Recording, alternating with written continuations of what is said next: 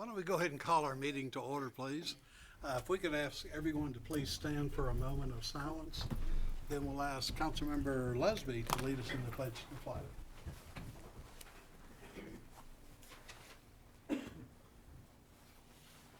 Shall we pledge? I Pledge allegiance to the flag of the United States of America and to the republic for which it stands, one nation, under God, indivisible, with liberty and justice for all. Shall we call the roll? Mr. Bradley? Here. Mrs. Conway? Here. Mrs. Singer-Erdley? Here. Mr. Lesby? Here. Mr. Showalter? Here. Mrs. Tinglesane? Here. Yes. Mrs. Tackett? Here. Mr. Thompson? Here. We have a full house quorum. Thank you. Just a little bit of word of explanation about our agenda tonight. We have a lengthy presentation that we'll hear later on this evening about Georgetown's solid waste collection effort and the study that we've been doing for the last 8 months, evaluating our solid waste collection system and the ways we can make it more efficient and the ways that we can potentially offer our citizens more service. So we've dedicated a significant portion of our time tonight to that presentation. There will be a time or two when I'll ask council's permission to slightly alter the order of the agenda. We'd like to let some folks get their business done that may not want to sit through a lengthy presentation about garbage collection. Now, we find that fascinating, but all of our audience may not find that fascinating. In your packet, each of you should have the copy of our minutes from our last regularly scheduled meeting of January the 9th. If you'd please take a moment or two to look those over for any possible corrections or additions. I make a motion. Thank you. I'll second. Motion's been made and seconded that we approve the minutes of the council meeting. All in favor say aye. Aye. Opposed? Andrew, do we need a separate motion to approve the almost no minutes from the MAP hearing? Or would that be approved as a part of our meeting? Yeah, approval? I don't think you need a second motion for that. Okay, thank you. Also in your packet should be a copy of the latest check register from the city. If you could each indicate that you received that check register. Thank you. Under public comments tonight, our first public comment is Ms. Candace Whitehouse.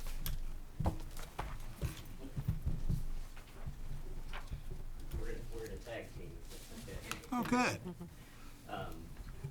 My name's Scott Gould, and I'm a resident of Georgetown, and I'm the board chair of Scott County Hospitality House Incorporated.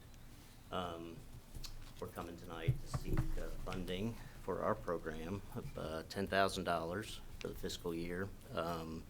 And our mission is to serve and provide housing and support services to the homeless in Scott County. And we currently, we are the umbrella of Elizabeth Place. If you're familiar with Elizabeth Place on College Street next to First Christian Church, and First Christian Church has been nice enough to lease us that property at a very low rate to run our services there. So we're very thankful for that relationship as well. But we have Elizabeth Place, which is a shelter for women and children, but we also do some other programs, and I'm going to let Candace tell you about that tonight. We have several of our board members here, Ken Holden, Christy Bray, and Mr. Bradley's actually on our board now as well, and I think he maybe had a question to the attorney about something, but we'll get to that. But we wanted to let you know what we were doing in Scott County and for the residents here and in the city of Georgetown, and we're trying to provide services to those that are in need and trying to make sure that somebody has a roof over their head. So I'm going to let Candace speak a little bit and tell you some more things. Thank you. Yeah. All right. Hi, everyone. Like you said, I'm Candace Whitehouse. I've been in front of you before and talked about Scott County Hospitality House before, so I'm not going to talk a whole lot about it, especially since you have a long presentation later. But just a very brief just review. Like you said, we work with the homeless. We've been around since 2009. In the beginning, our main program was emergency shelter. In the motels, we were providing a room for people who didn't have any place to stay that night. We have evolved into the Elizabeth Place, which is our transitional home for women and children. And we still do some emergency shelter, but not very much at all. Our program has morphed into more of the development side, trying to help people to change and to reach self-sufficiency and kind of get away from that Band-Aid like approach that the emergency shelter we felt was not very sufficient to what we were trying to do. So the Elizabeth Place is our main program right now. We do have a graduation rate of 30%, which for programs such as ours is really good, especially since we are only 4 years old. So, or the Elizabeth Place is only 4 years old. It is a program that is typically full. We find that we rarely have an opening, and we usually have a waiting list. So it is meeting a need. It's not even quite meeting the whole need here in Scott County, but we are trying to meet that. And then at Elizabeth Place, we do try to focus on giving back in the community. One big way of that is our residents are, when they graduate, are very active and self-sufficient members of our community. So they're working, paying taxes, their kids are going to school here, they're paying for childcare, they're shopping at our stores, and we even encourage them to volunteer after they graduate. And so that's very different from when they first come to us and are using a lot of the resources from the city rather than giving back. So we believe Elizabeth Place is a great service here in the community, and we really believe in it, which I've talked a lot about in the past. But tonight I would like to talk about how we are a community partner on many levels, and funding us does not only mean funding Scott County Hospitality House and funding Elizabeth Place and us just using those funds for what we are doing. We are constantly looking for partnerships, constantly looking for ways to meet the needs in the community, and we believe in working together. And so a few examples of those are our most recent new program is a single working moms group, and we are partnering with Catherine Bennett CPA at Business Downtown, and then also Parks and Recreation here in the community. And we're providing them with this moms group at the pavilion, and it is a way to try to provide some social support for women who are trying to raise their family on their own, and to provide some education and empowerment for them, bring in local women who have been single moms, successful women, business women in the community to come and speak with these women and try to help them get to where they can successfully provide for their families. That came out of noticing that a lot of our moms groups in town were made up a lot of stay-at-home moms, and the stay-at-home moms were not very, our women could not very much relate to them. Their lifestyles were very different, and they didn't find a whole lot of support in those groups, and so we felt that we needed to form this. And that three-way partnership is really working out well, and they're actually meeting tonight, actually, at the pavilion, so we are excited about that. We also have partnered with Georgetown College since we opened, pretty much, and we have lots of volunteer groups come, which is great for us and great for them, but then also our internships. We've had various internships where students can come and gain experience that looks great on a resume when they graduate and are looking for a job, and they also are getting plugged in here in Georgetown and finding more and more reasons to stay here. So we love our internships. We also are in pretty much constant communication with the Scott County schools. We work with Family Resource Center all the time. They're sending us families who are in need of assistance, and if we can't help them, we're trying to connect them with people who can. Then we're also on individual basis. Our kids in Elizabeth Place, we're constantly talking to their teachers. Do they need tutoring? What specifically do they need tutoring in? Is it reading? Is it math? And then trying to find those tutors to work with them. I know that's something that when I met with Mayor Tom Prather, we talked about education is so important for the kids in our community and for us to continue to grow. And so that partnership is very unique. We also partner with Drug Court. Scott County Drug Court came to us and said, we're looking for a program for our participants to graduate into almost after they get out of the jail. And instead of going from the jail to complete freedom, Elizabeth Place has become this medium where they still have some guidance and still are held accountable, and then we can help them to graduate and become self-sufficient as well. So that's been a really unique partnership that has developed over the past year. And those are just a few examples of ways that we are looking to help the community and to look outside of just our program. And so we're constantly trying to evolve and become what our community needs. And looking into the future, we have just received a feasibility study back about domestic violence issue here in Scott County. And from that feasibility study, we have determined that we think that it is a major need here, and that and we know for sure there are no resources here for that in Scott County. So when a woman calls me and says, I need to leave right now, I'm in a domestic violence situation with my kids, I have to refer her to Lexington or Richmond. And we just feel that that is not acceptable, and that our community should have something here for the people in that situation. So we are in the beginning conversations of looking at how our program can expand to help with that. We're not sure what that's going to look like yet, but I'm sure I will keep you updated on that. One way that we are going to help with that, we know for sure, is we just received word that we got funding from the Junior League of Lexington, and we're going to do a project called Seeking Solitude Suitcases, where in October we will be having a program where we pack 40 suitcases full of items that we feel like would be helpful to someone experiencing domestic violence.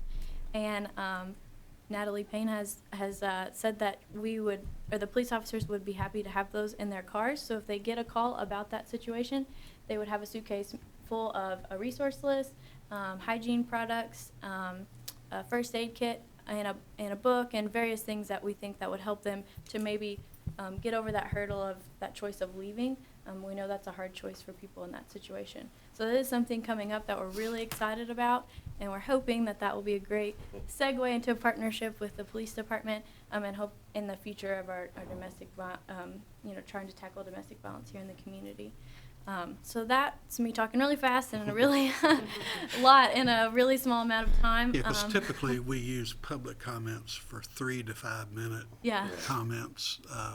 Had I known it was a program presentation, we may have done it as a part of the regular agenda. Yeah. But we do appreciate, And last year you got here a little bit after the budget process, so we do thank you for being here early in the process this year.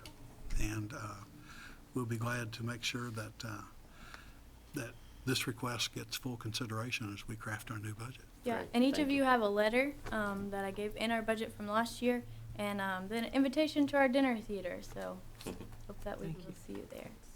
All right. Thank you. Thank you. Thank you all very much. Appreciate the board members for attending as well. Ken. Also, under public comments, if I could invite to the podium Miss Robbie Barber. Ooh. Yes, ma'am. She says, what about this? Robbie heads up the Bishop College Scholars, Bishop College Leadership Program at Georgetown College. Robbie was also the energy behind our community's very successful Martin Luther King breakfast, and by double the largest Martin Luther King Jr. march our community's ever had. And we even had Dr. King's nephew here as our speaker. But this last week, past week, I had the good fortune of joining Robbie at the college and spoke to a room of leadership students. And at that meeting, we invited them to attend a council meeting. And young leaders will take you up on your invitation. I think we also have a scout in the room tonight and another young citizen in the back of the room tonight that are purely here tonight to observe our democracy in action. And I think that's a really special thing. And Robbie, would you mind introducing your students and just a word about your program? Yes, our Bishop Scholars Program has been in existence for about 10 years now at Georgetown College, where we partnered with a historically black college that went bankrupt in Dallas, Texas, back in the late 80s. And so with that, this year, we usually have a focus. And so they're student leaders on campus. And so I thought it would be a very good idea to introduce them to different styles of leadership. They see a lot of me, they see a lot of college people in leadership, but that's not all that leadership is. There's ministers, there's, your politics, your politicians, there's all kinds, there's your medical field, there's everything. So for the next 2 years, I want to do, each semester, have a different style of leadership come in before our students so that they can see the different styles of leadership and not just Georgetown College leadership, so that they can begin to create their own and develop their own leadership. So that's the whole purpose of our leadership series. And so we started out with Mayor Prather, and we'll have Will James of Toyota, and we will have Brian Evans, which is our athletic director at Georgetown, and then we have a gentleman coming in that is a partner at one of the Bishop College alums churches down in Houston, Texas. He is a youth minister, but he's also a former NFL player for the San Francisco 49ers. So I'm just kind of excited to end the series with his different styles of leadership and what he can bring to the program as well. So, and I will give dates, so if any of you all would like to come to any of our leadership sessions and listen to some of our speakers, you're more than welcome. I'll bring you a picture of Mayor Prather with his beautiful face on the front. So, that'll happen for you so that you all can at least have the dates. And if you decide to come, that we would love to have you. Great. Robbie, and these students, Yes, I have Zach Barber with, which I guess he's from Georgetown, and he might be a part of me. This is my youngest son, Zach Barber from Georgetown. Demarius Stewart, which is from Florida. Both of them are sophomores, right? And then we have Dakia Burnham. She is from Lexington, and Dakia is a junior, and she's education major, sociology, and athlete training. good. Good to have y'all tonight. Glad to have y'all with us. Thank you for having us. Mr. Turner, would you like to introduce your son briefly? I hate to put you on the spot, but That's okay. My son, Cash Turner, and he actually has aspirations to be a council member in 2022. and sir, would you like to introduce your scout son?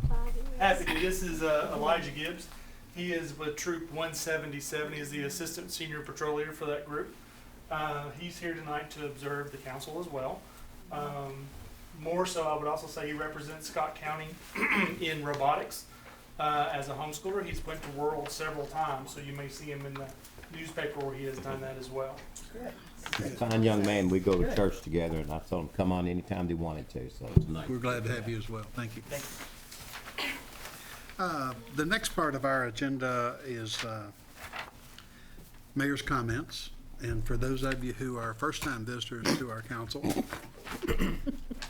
the council members always chuckle when I talk about mayor's comments because sometimes I'm a bit verbose.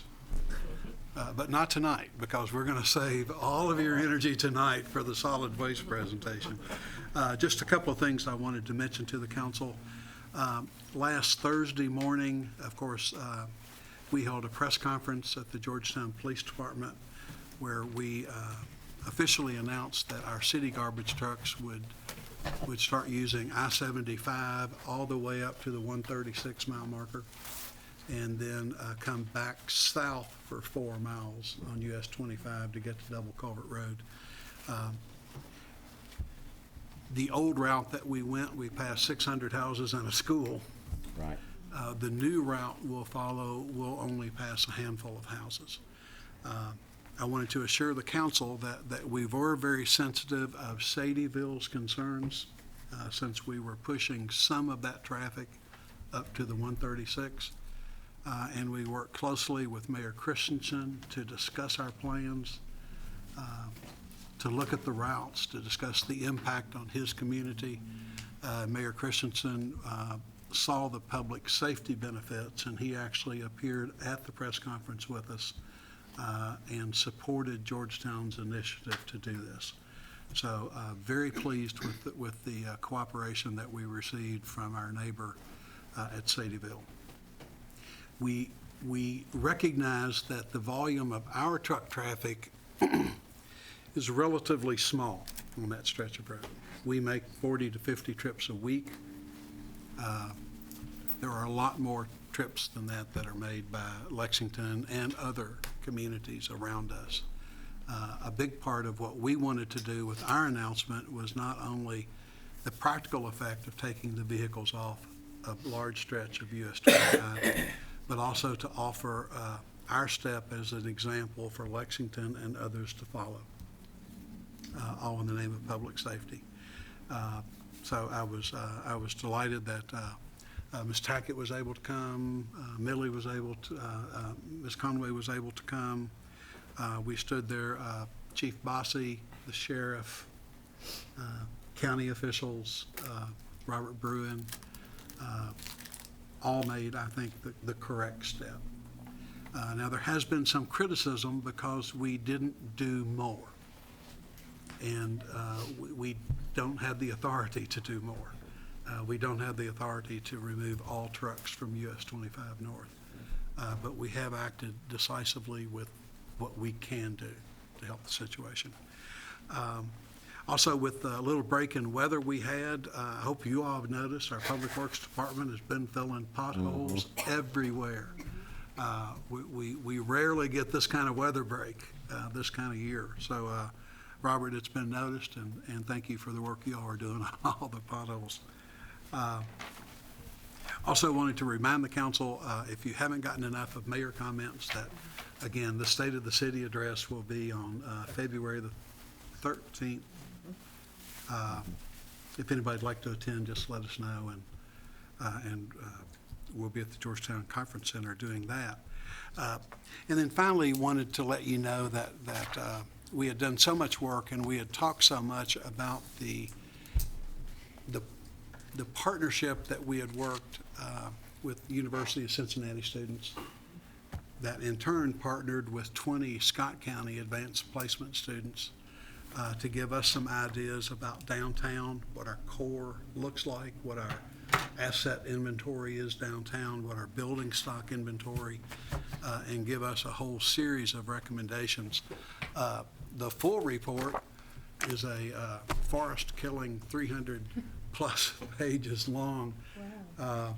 The executive summary is a bit more manageable, and we'll have executive summary copies for you. Good. What we'll try and do is distribute an electronic copy of the full report to any citizens that would like a copy. We'll post it on our website. We've provided that link to the 20 high school students that worked with us because we want their written comments to come back to us. Robbie, this may be a document that your leadership group would like to take a look at on behalf of Georgetown. And any comments that they'd like to give back, we'd be happy to receive those. So with that said, believe it or not, that is the end of my mayor comments. I know, that's a record.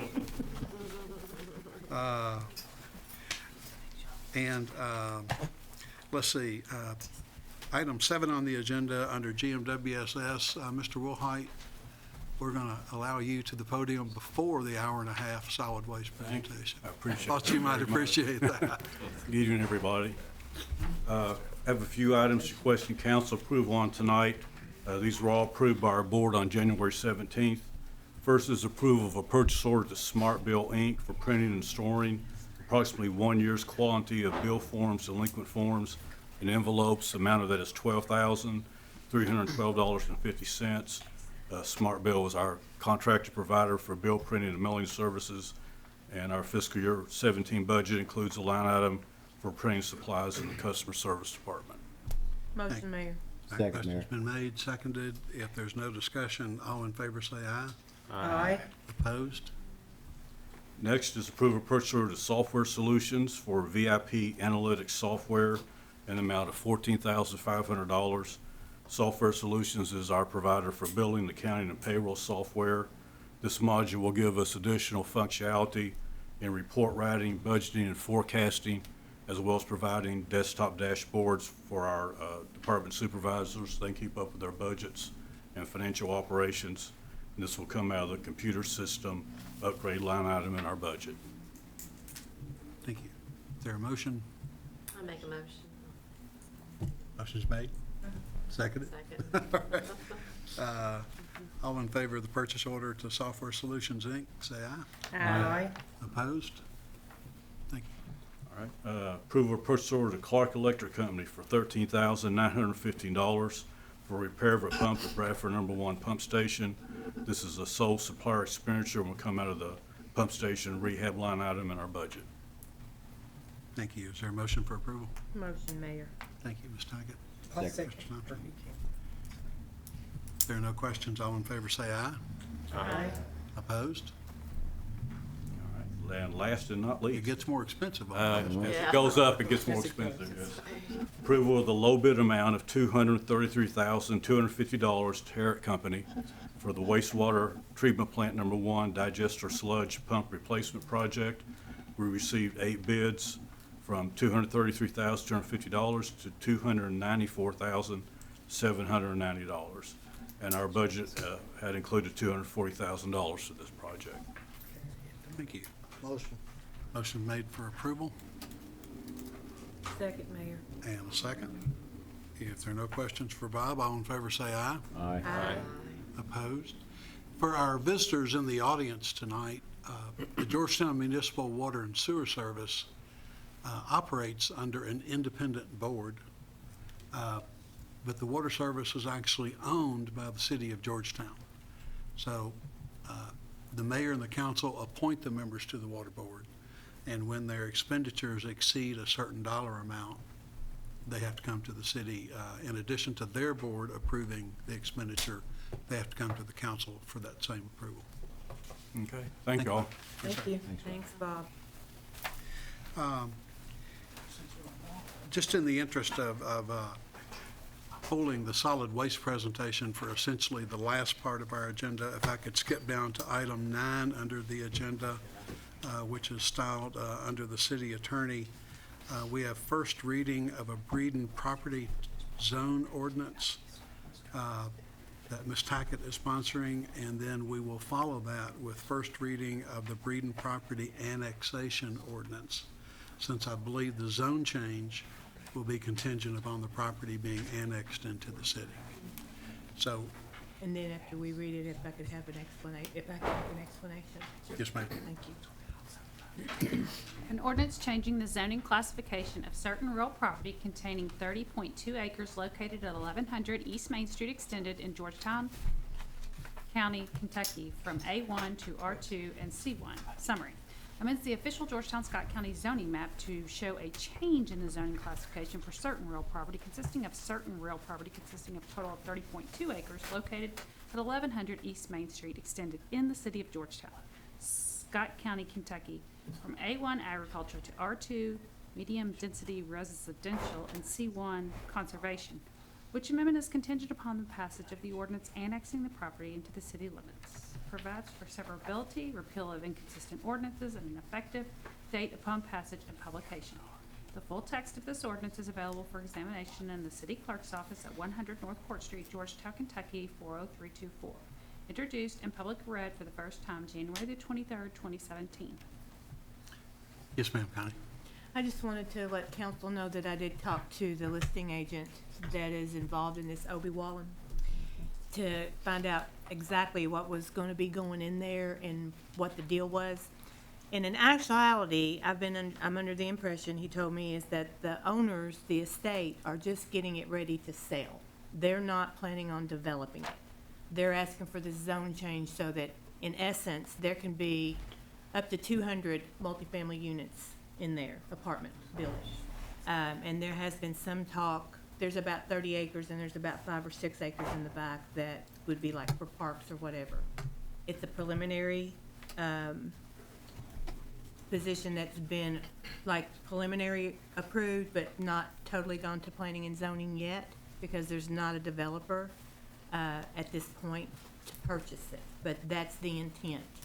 But the sellers are not, the people that are getting the annexation, they're just doing it for this to be able to happen further down the road. And I will say that the zoning has been approved by the county, but it's up to us as far as annexation for it to go forward. Just FYI, when I found out today. Probably been approved by the planning commission. Planning commission, I'm sorry. We probably have representatives here in the audience somewhere back there. If you all would like to identify yourselves for the record. Did I misspeak on any of that? No, I don't believe so. Okay. Hi, I'm Evan McDaniel with Element Design, representing Daniel Breeden, the executor of the Breeden Estate. And I'm Daniel Breeden, here to answer any questions you might have. I almost called you today, but Obie did a really good job explaining to me what was going on. Okay. And this is actually the typical sequence that we would see. Typically, we'd have a zone change, and then later, a final development plan is developed and approved. So I think this would be the appropriate sequence for us to consider. Again, for our newcomers to the audience,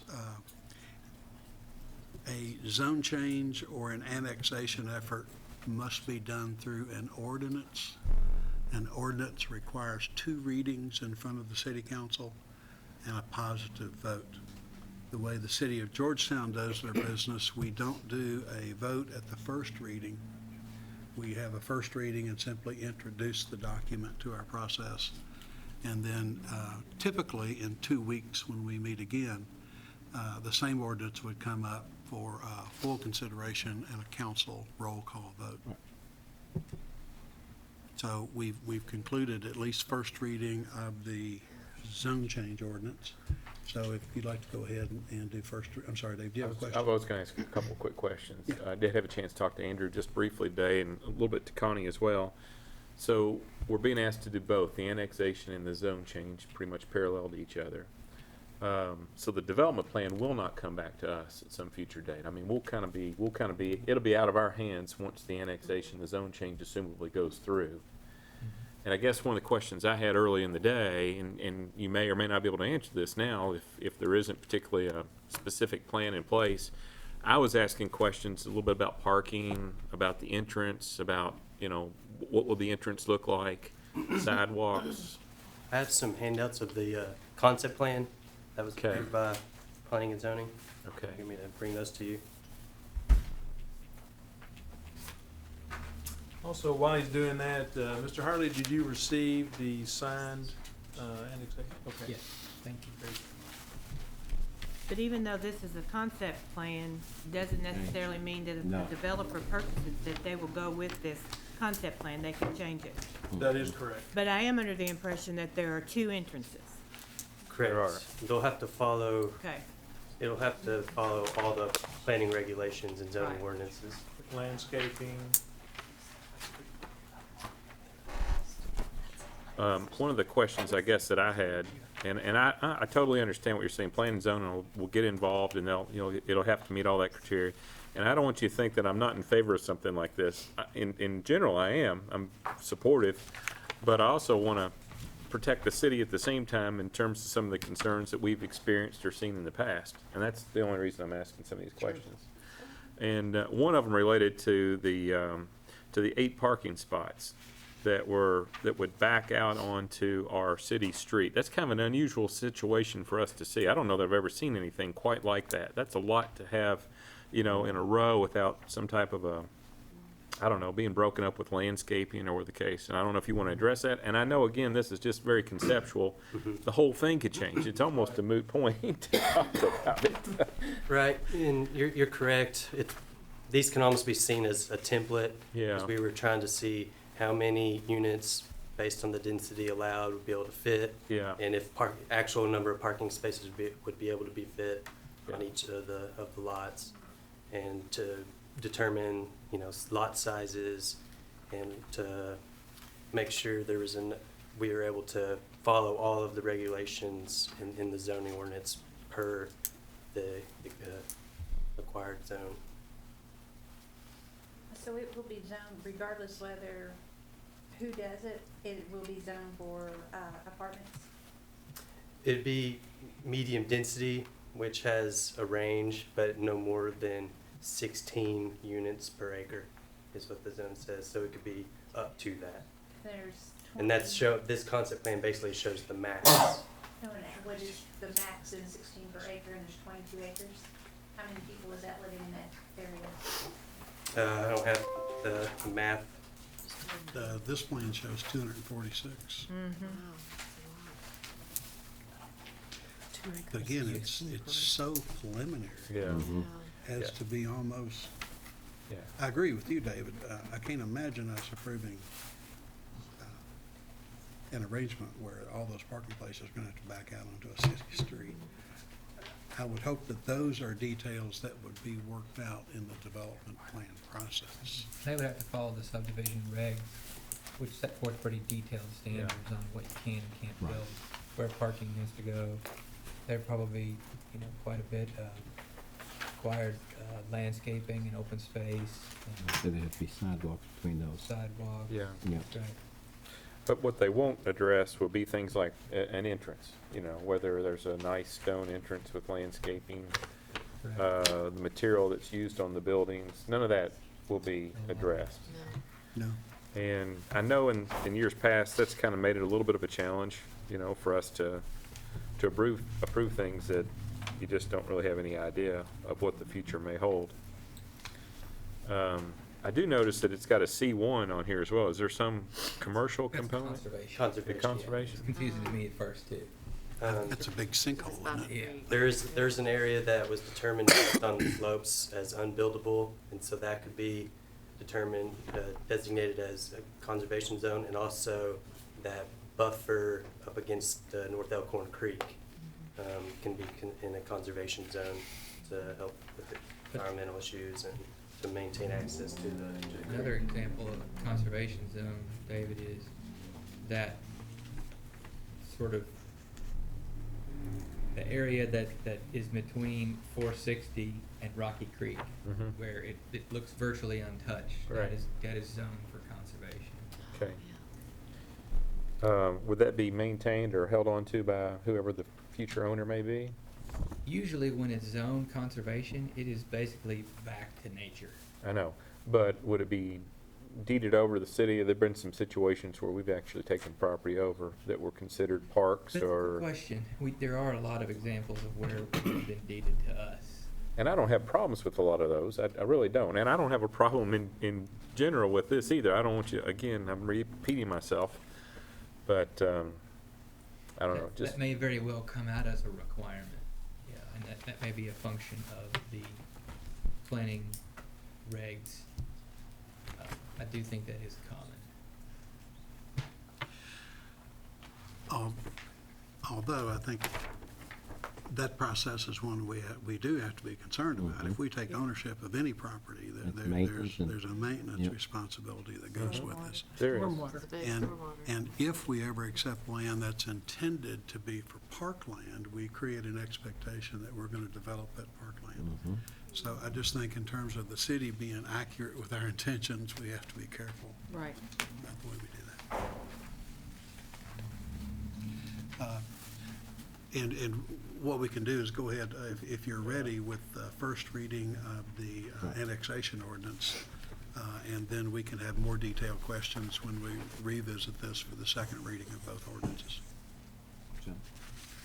An ordinance annexing into the city of Georgetown certain real property containing 30.2 acres located at 1100 East Main Street Extended in Scott County, Kentucky. Summary. 1. Annexes into Georgetown city limits by written consent of the property owners in accordance with KRS 81A.412, 30.2 acres of property located at 1100 East Main Street Extended in Scott County, Kentucky. 2. Provides for an effective date upon passage and publication. Publicly introduced and read for the first time January 23rd, 2017. Thank you. That will constitute first reading of both ordinances. And council, if you'd anticipate what questions you might have, we'll have a chance to ask those at our next meeting. Thank you. Thank you. Thank you.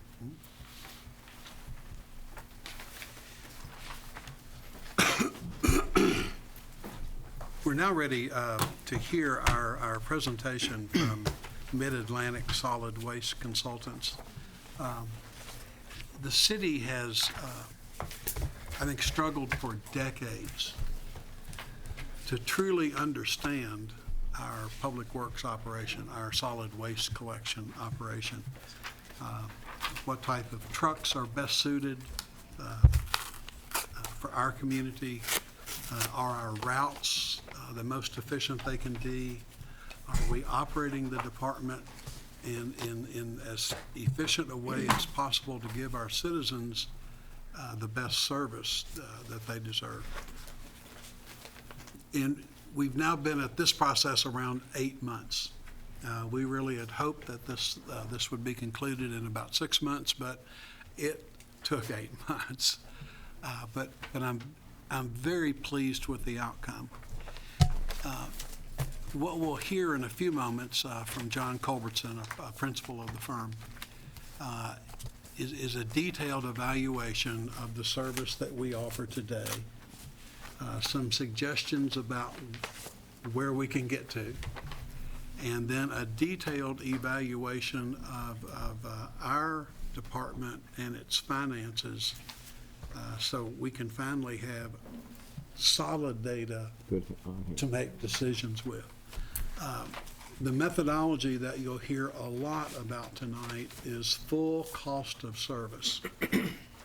What we've never really understood before is truly what is our full cost of service for all of the things that we offer to the citizens of Georgetown and Scott County.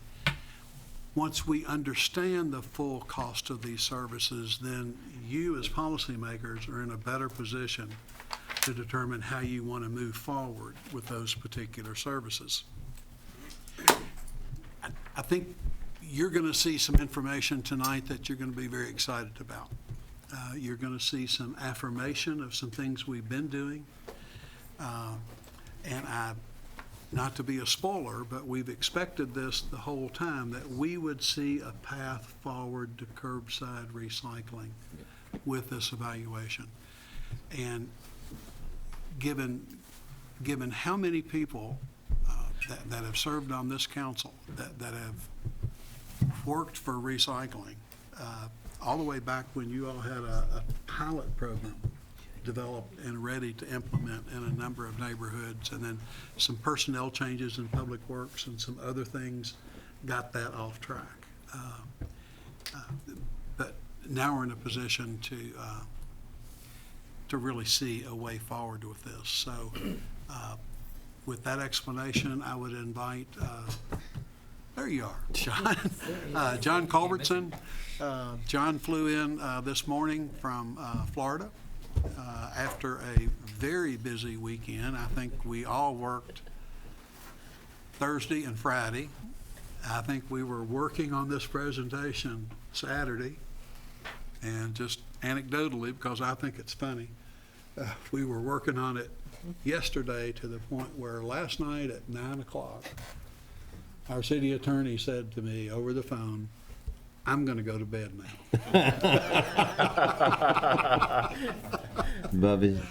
So, and then we've our last minute work has been to make sure that the presentation John can give you addresses your concerns and your thoughts. We didn't want to present you with a boatload of data that is difficult for you to sort through. We've worked to make this presentation work with a narrative. So, John Culbertson, the floor is yours. Thank you, Mayor Prather. And I will say I would have put a little bit different twist on that backstory, just to say that I really do think throughout the study we had tremendous collaboration and cooperation throughout the city, both working with Director Bruin, learn about the Public Works Department, Finance Department, Attorney's Office, Mayor's Office. And so what I have today to present really represents a lot of work and a lot of input from all of the internal stakeholders. And I'm hoping I'll do it justice and get through here. I am a little concerned that I have a lot of data. There's a lot to talk about. If I do this well, hopefully you'll still be awake and interested in about an hour from now. And we're going to see how it goes. So just a quick word about myself.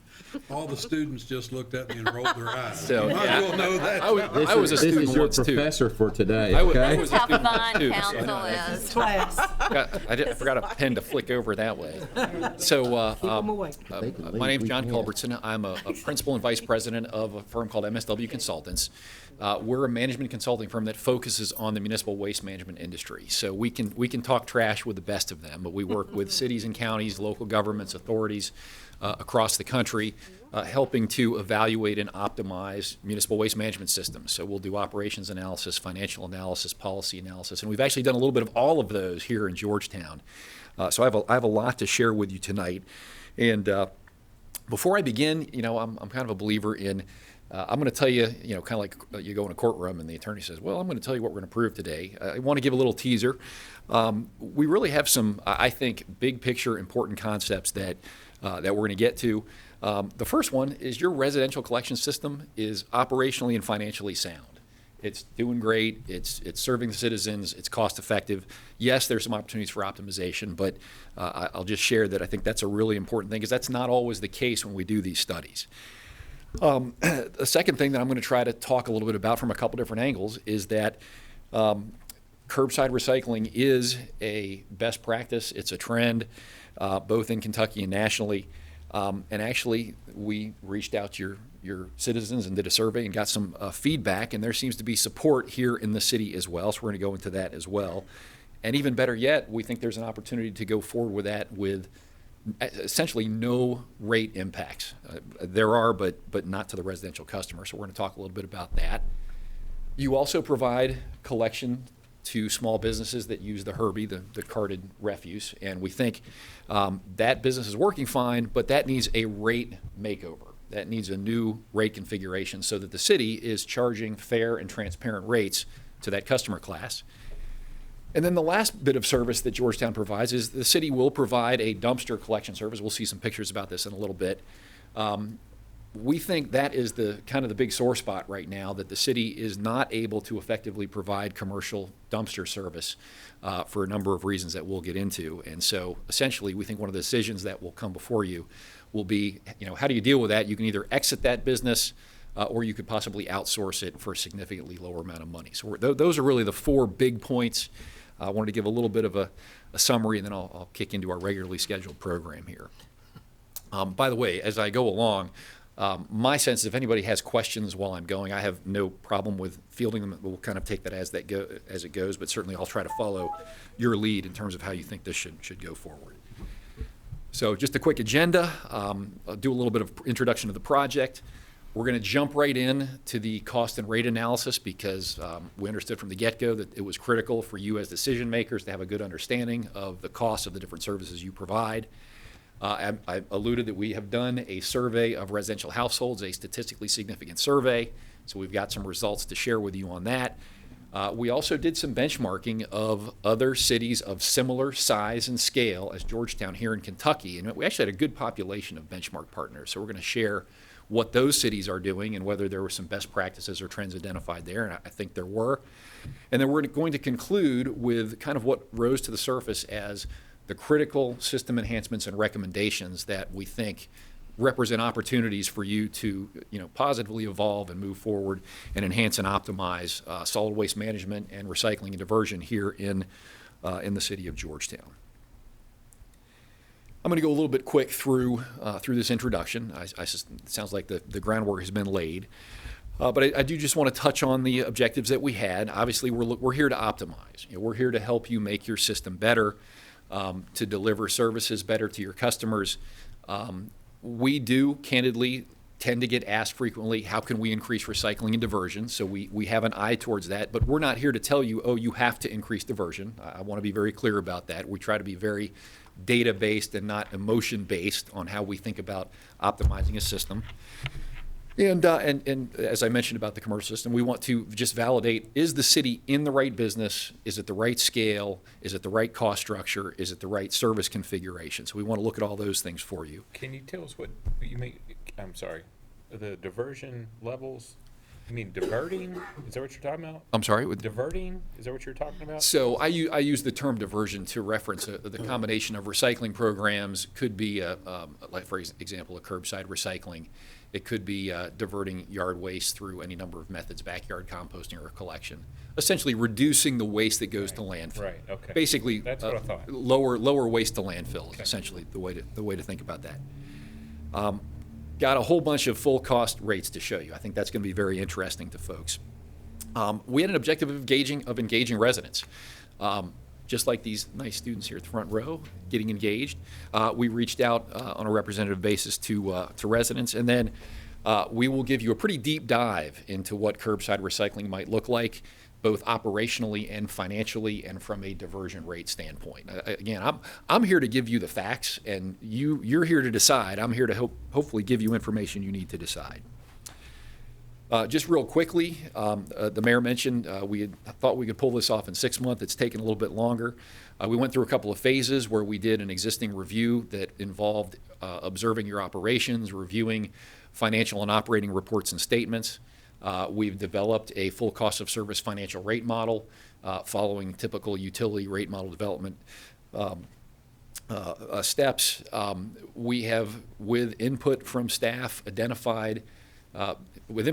as well as our own observations about what we saw, we've identified and analyzed the operational and financial impacts of a number of alternatives, which I'll get into. And after, we actually have delivered a draft report. The purpose of the draft report was to, get all this great information out, and we don't have that to give folks today, but it serves as the basis for everything you're seeing here. And when this is done, we'll go back and finalize that report. You'll have a full written document with exhibits, appendices, et cetera, in addition to what you're hearing today. So we want to make sure that gets out to everybody. Just a quick summary of services. Picture says 1,000 words. Just kind of going here across the top. So residential refuse collection, you've got a number of automated one-arm bandit, sidearm trucks going around in a number of the neighborhoods. However, you also do some residential collection with a typical rear loader, which would be essentially a manual tipper on the back of a truck. In fact, that top right-hand corner would be a rear load truck. That's also the same truck that you're providing commercial Herbie service to. Kind of going clockwise, lower right-hand quarter, your commercial dumpster service. You can see that larger dumpster is using a rear load with a kind of a hoist mechanism. We'll talk a little bit about some of the productivity issues associated with that form of collection. And then the city jointly, operates and manages the recycling center with Scott County. There's a picture of the inside little sorting line on that. Just a quick reminder, I think you know that, but for the folks in the audience. And so I'm going to plunge right in. Cost and rate analysis. So just a quick recap of the steps for this study. Essentially, we're assembling historical data. So we've got your historical expenditures, revenues, customer counts, which we call billing determinants and utility rate setting. And then, so we essentially build a picture of, what does it cost the overall system? Then we work with some of our operational observations to develop allocation factors. So we can take, here's all the fuel. Well, we know that different routes use fuel at a different level, so we can allocate the fuel cost.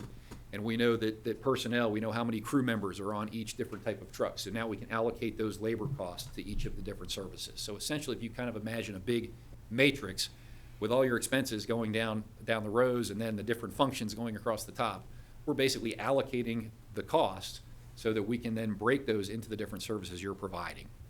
And what that lets us do is start to get all the way down to, for residential automated collection, for residential rear load, for Herbie collection, for dumpster collection, we've got management and admin, we've got the recycling center. I'm going to just keep jumping ahead because we start getting into what this looks like. So essentially, when we assembled the historical data, what it tells us is that historical operating expenses, great, obviously good records, every city has to keep that. So you've got the first 4 line items here on this table are essentially what we come up with. We call it a test year. Every year there might be sort of extraordinary expenses where maybe something spikes one year and then it comes down. So we create what's called a test year, which is basically a normalized snapshot of how much it would cost to run your system. And one of the things we do in solid waste is you got to have trucks and you got to have carts to make the system work. And those carts cost, those trucks and carts cost money. So we build an annualized capital cost. In other words, we take the full capital cost as if you bought everything new, but then we spread that over the useful life of all the assets. So essentially, we level out that capital cost. And so what we found is there's about a $330,000 capital demand every year, just to run your system, just to buy trucks, just to buy carts, just to buy dumpsters. So that there's a line item that we've added to cover the cost of your capital. And then I do want to just briefly touch on the bottom row. There's we differentiate when we do these studies between revenue that you recoup from rates, in other words, rates that you charge users, That's different from what we would call non-rate revenue, which could be any number of things that are not dependent on the number of users you have. So it could include interest, and in your case, here in Georgetown, it includes revenues from the sale of scrap metals and recyclables that you get at the recycling center, and it also includes the county makes a reimbursement payment to the city for managing and operating the recycling center. So we net out the non-rate revenues because you don't need to charge your user fees for those because you already have another form of revenue coming in. And essentially what we find is that you have about a $2 million total system cost, a little bit north of that. I do want to point out that as we went through the exercise of building the full cost test year, we realized that there's some employees that, of course, every city has to code their staff and their expenses to the right departments. We did confirm that there are some public works coded employees who actually are assigned full-time to doing sanitation operations, and so we have pulled those labor costs back into the full cost of the solid waste service. And that's why I say it was really critical to get all the input from city staff so that we captured some of those, things that just happen, frankly, in the course of events in managing a sanitation service. So, again, all told, a little bit north of $2 million is our full cost projection. So now we apply our allocation factors, and so this pie chart just gives you a breakdown of how we took that total cost and we start to break it into the different services you do. Let me see if I can use, can you see the mouse? Is that all working so you can see the mouse? So the first thing I would point out is these three big pie pieces, that's your residential service. So right off the bat, most of your cost is going towards serving residents with these big pie pieces. And frankly, if you throw in the recycling center, which is sort of what you're offering residents right now, and a significant fraction of the management and administrative component, you could make an argument that the vast majority of your cost is serving and providing these essential services to residents, and that is standard for cities and counties across the country. I mean, that is a local government role, and you can see that it's a little bit smaller, but certainly there's meaningful amounts over here in these two pie pieces for the commercial dumpster collection and for the commercial Herbie collection. So this table, I think, is really critical for everybody to understand. So after we did our cost of service study, we knew how much each system was costing, and we call that the rate revenue. What do you need to earn with your rate? So that's the revenue requirement. That's the first column, and you can see, in fact, you should recognize that $2,025,000 and change. You'll see that number again. And then we took your current rates for standard residential. You have a senior discount rate. You have commercial Herbie. Actually, you have kind of we'll get into your commercial rates, but we took all your rates, and then we put your current rate revenue right next to it. And what's interesting is you can see that bottom line number. Boy, you're really close. I mean, you're very, very close. But look at that far right column. You will see on the residential side, boy, your residential rates are very much, they're essentially accruing more than they need to. But the commercial Herbie collection, the commercial dumpster collection, and the recycling center, of course, there isn't a user per se for the recycling center, are all under accruing. And so what that means is residential rates are subsidizing those other services. And frankly, that has become that's become the trend and the theme for what we will now drill into as we continue through this process. So even though overall your system is pretty break even, that subsidy is certainly something that you should be aware of and that we'll address as we proceed. The staff asked, and I think this is really a good reminder, just a quick comment on the recycling center. The overall annual expense to run that center is about $280,000. It generates about $30,000 of revenue from the sale of materials delivered. The county is reimbursing half of that, but there's still a roughly $157,000, we'll actually look at a table in a minute, $160,000 that, now certainly that's providing a service to your residents because anybody can go use it, but does everybody use it? Don't know, not sure. But it's important because if you implement a curbside recycling program, it raises perhaps, do you need to still have this? Can you scale this back? So that just something to be aware of that because you've got this facility for drop-off recycling, that'll need to be managed appropriately going forward if you contemplate curbside recycling. So now I've got a series of slides that talk about what your current rates are versus what they could be if you just wave your magic wand and set the rates exactly at the full cost. And so what this table shows is for your roughly almost 11,000 customers, Current rate's $15 for regular and $8 for a senior discount. You can see, because this is over accruing, your full cost rate's actually below what your rates are right now. So, which hold that in mind, because we're going to come back to how to use that. A couple of comments that we had on these rates. So we think we understand the reason why you might have a discount for a senior household, because senior households might, in theory, have maybe one person, maybe two people, maybe they don't generate as much waste. So there certainly is a justification. If you don't generate as much waste, it shouldn't cost as much to service those folks. The discount in Georgetown is substantially higher than any legitimate cost savings that might be obtained from the city for having low generation. So that's something us as operational people identified. So we'll come back to how to think about that a little bit. And I guess the other comment that we had, we've looked at a lot of cities, and senior discounts actually are not something we've seen often. What we do see quite a bit more frequently are what we would consider to be a medical or disabled assistance program. And the notion there is if you have a residential homeowner, a tenant who can't physically get their waste or recycling or get their cart down to the curb, there are many cities that will have a sort of a disabled service where they will come to your side door or your back door.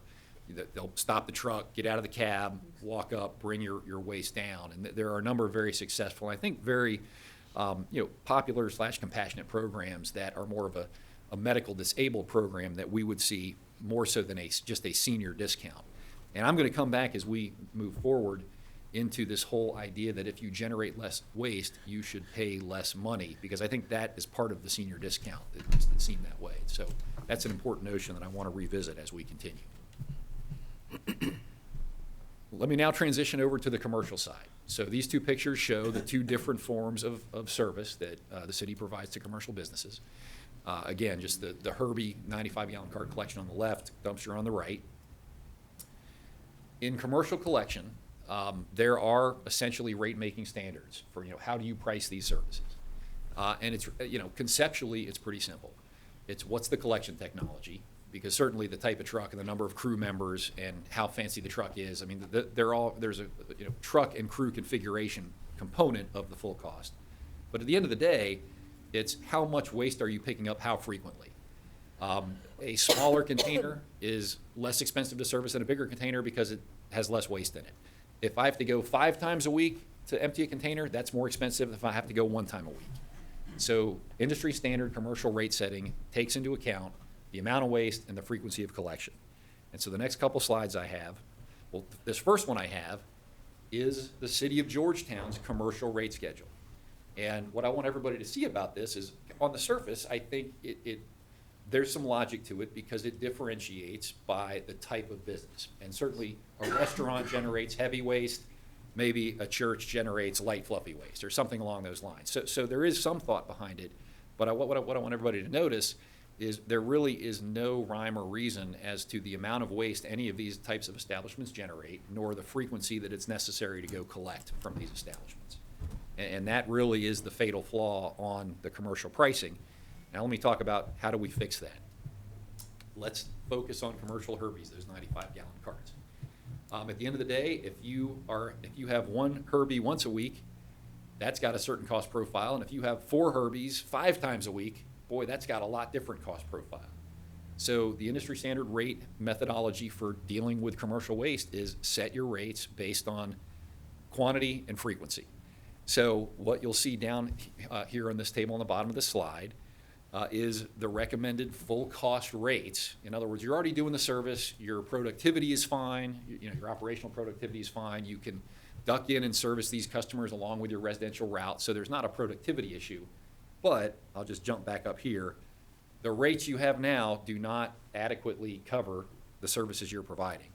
So let me just talk briefly about this matrix on the bottom of this page, this slide. And so what you'll see is just a conventional charge for the first Herbie. So if you only have 1 Herbie, it only comes once a week, boom, $21 a month, you're good. But now let's say you have another 1 or 2 Herbies. Well, there's an incremental cost to lift because it takes more time on your collection and you have more waste to dispose, so there's a higher disposal cost. So whether you have your first Herbie you basically go across based on number of days per week and number of Herbies. So this matrix gives you the ability to quote accurately, transparently, and fairly any commercial customer based on any combination of Herbies and also frequency of collection over the course of the week. May I ask And a question? That was really objective. Yes, If ma'am. you're gonna go to a matrix like this, let's say you have a small business and you're only gonna go to them, they can cut it down that you only need to come once a week to them. Why would you not charge them the same as you charge retail or residential? Good question. In fact, a question that comes up very commonly. So if you think about residential collection, you're generally going down a street, stopping every, whatever, I don't know what the frontage is, but it's a very efficient, it's called high-density routing when you're doing residences. When we go out and do our route observations, we're actually taking our stopwatches and tracking mileage. And what typically you find is to service small businesses, you are leaving that residential route. Maybe you're going a block over, maybe you're going in a parking lot, maybe you're going down an alley. So you are losing some collection productivity. And sometimes those, there's an element of going and getting all of the commercial Herbie are manual. So there's a retrieving, a dumping, and a putting back. So essentially there is an operational, is an increase in operational effort to service. And so it is, in fact, what we've seen is that's typically reflected in rates at the local government level, that the small business rates are, even if it's just a single Herbie once a week, that's still going to be higher than what the residential rate might be for, for a similar thing. So it's driven by all of those operational factors. So good question. I appreciate the question. So this is commercial Herbies. Let me jump forward. And we're going to look at the same thing for commercial dumpsters because, again, the same principles apply. If you have a small dumpster or a large dumpster, that all influences the cost to serve. And if you need to be collected once a week or twice a week, all that impacts. So now here's where it gets interesting. So we calculated a commercial rate matrix for the city of Georgetown, but there are only about 30 dumpster customers in the city right now. So the city is operating a whole separate rear load dumpster route to service a very, very small customer base. So that means you have a very high number of costs, both capital as well as operating costs, for not very many customers. So when we developed our rate matrix, and I'm going to show you this, I think, on the next slide, if I remember correctly, it's possible to develop this fair and transparent rate matrix. I got to go peek ahead. Oh no, I don't have it. I guess all right. We're going to come and do the hypotheticals. On the commercial side, the city of Georgetown just does not have a large enough customer base to justify providing those services directly. I probably should have a good analogy at hand. At the end of the day, it is an issue of scale, and one that really just makes it not feasible for you to be in that business. So John, would you propose, I mean, it sounds like if we can't justify it, then we need to do something about it. Can we sell it? So I'm going to come to what I think the options are, and I guess it would be a little bit different angle, but essentially it would be going so that someone else would be doing the business. So, but that's a great question, and actually we think that's arguably the single biggest issue. And when we get into the significance of how much you're paying for such a small number of customers, I think my sense is it'll be a fairly straightforward, thought process and decision on that. I did want to put a couple of examples together just to give folks a sense of why the current rate schedule is just not functioning correctly. So the top bullet talks about a hypothetical dumpster customer. The bottom bullet talks about a hypothetical Herbie cart customer. And again, I won't flip back and make everybody dizzy jumping through slides, but the current rates are based on the type of business, basically. So, no real rhyme or reason. Well, if you happen to have a hypothetical school with a 6-yard dumpster, it's collected 5 days a week. Right now, the city, boy, you're giving them great service for $187 a month. The reality is the cost of that service for the city right now, and actually, this cost is more of an industry competitive cost.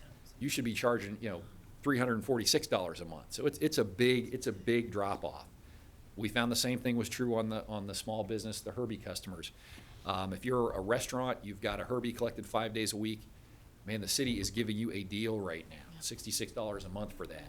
The full cost of that for a single Herbie 5 days a week, $101 a month. So really, there will be an exercise, should the city rationalize its rates, that all of your customers will need to, you'll need to go down your list of customers, identify the container type and number and size and frequency, show them their current rate, and then show them the new rate matrix so they understand. So that, there's gonna be an adjustment if the city goes the direction of establishing appropriate, full cost rates.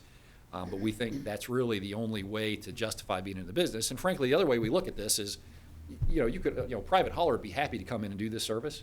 Guess how a private hauler is gonna charge? They're gonna look at the size of the container and how many times a week you want them to come pick it up, and they're gonna set their rates based on exactly these principles. So we think that your residential and small business system is productive. There's no reason you can't do the service, productively and cost effectively. So for the Herbies, for the dumpsters, we don't think that. So let me keep going because. And John, it's an interesting point with the commercial Herbies that we don't even have much flexibility to give people a once a week rate. I think we're doing 3 times a week. Is that right? Yeah, most of them are 3 times a week right now. We have a few this month. And not every business customer may need 3 times a week. So we can work with our customers to give them the level of service that actually matches their business need, and then charge the full rate it costs to offer that service. And I'm glad this question was asked, because to some degree, conventional commercial pricing is what you would call a volume-based rate. It essentially gives a business incentive to be aware of how much they're throwing away, because they're going to pay less if they throw away less. Maybe they start taking recyclables to the convenience center. Maybe they change their business practices. We're going to actually come back to pay-as-you-throw or volume-based pricing on the residential side, but essentially that is the commercial standard, that you only pay for what you need. And my sense is there probably are businesses that once they knew this, they'd probably look a little more closely. Maybe they downsize the number of collections per week, reduce their frequency, something along those lines. John, got a question for you. Did I hear you correctly earlier? I wrote the number down, maybe I wrote it down incorrectly. There are 30 customers right now that are using the dumpster? Only. That is correct. In fact, I mentioned the almost 11,000 residential households. I don't think I mentioned that there are about, I'd say, 240 commercial Herbie customers. So those are all interspersed in with your residential curbside customers, which is why those are serviced, reasonably efficiently. But yes, you did hear correctly. At the moment, there are only 30 customers that have the dumpster service. For those 30 customers, do we have it broken down on how many of those are schools, how many are restaurants or businesses? Do we have a breakdown? We do. And I believe they are predominantly schools with a smaller number of businesses, few churches, few institutions. But we do have that number. Okay. So that will be in our report. Will just be a summary of those customer counts. Yeah, I'd like to know that, to see how many are schools. So, yeah, we anticipated that question because that may drive how you think about how to change the situation. That's I think a really important question. So to conclude, this is the second time you'll hear me kind of touch on these important conclusions. We think your residential system is operationally and financially sound. Obviously, it's accruing sufficient revenue. We think your Herbie service operationally is fine, but you need the rate doctor to come in and get those rates set, fairly and transparently to provide the level of service at that full cost. Conversely, we think that commercial dumpster service really just does not have the scale to operate efficiently. And as we go further, start talking a little bit about options, you see the very bottom bullet.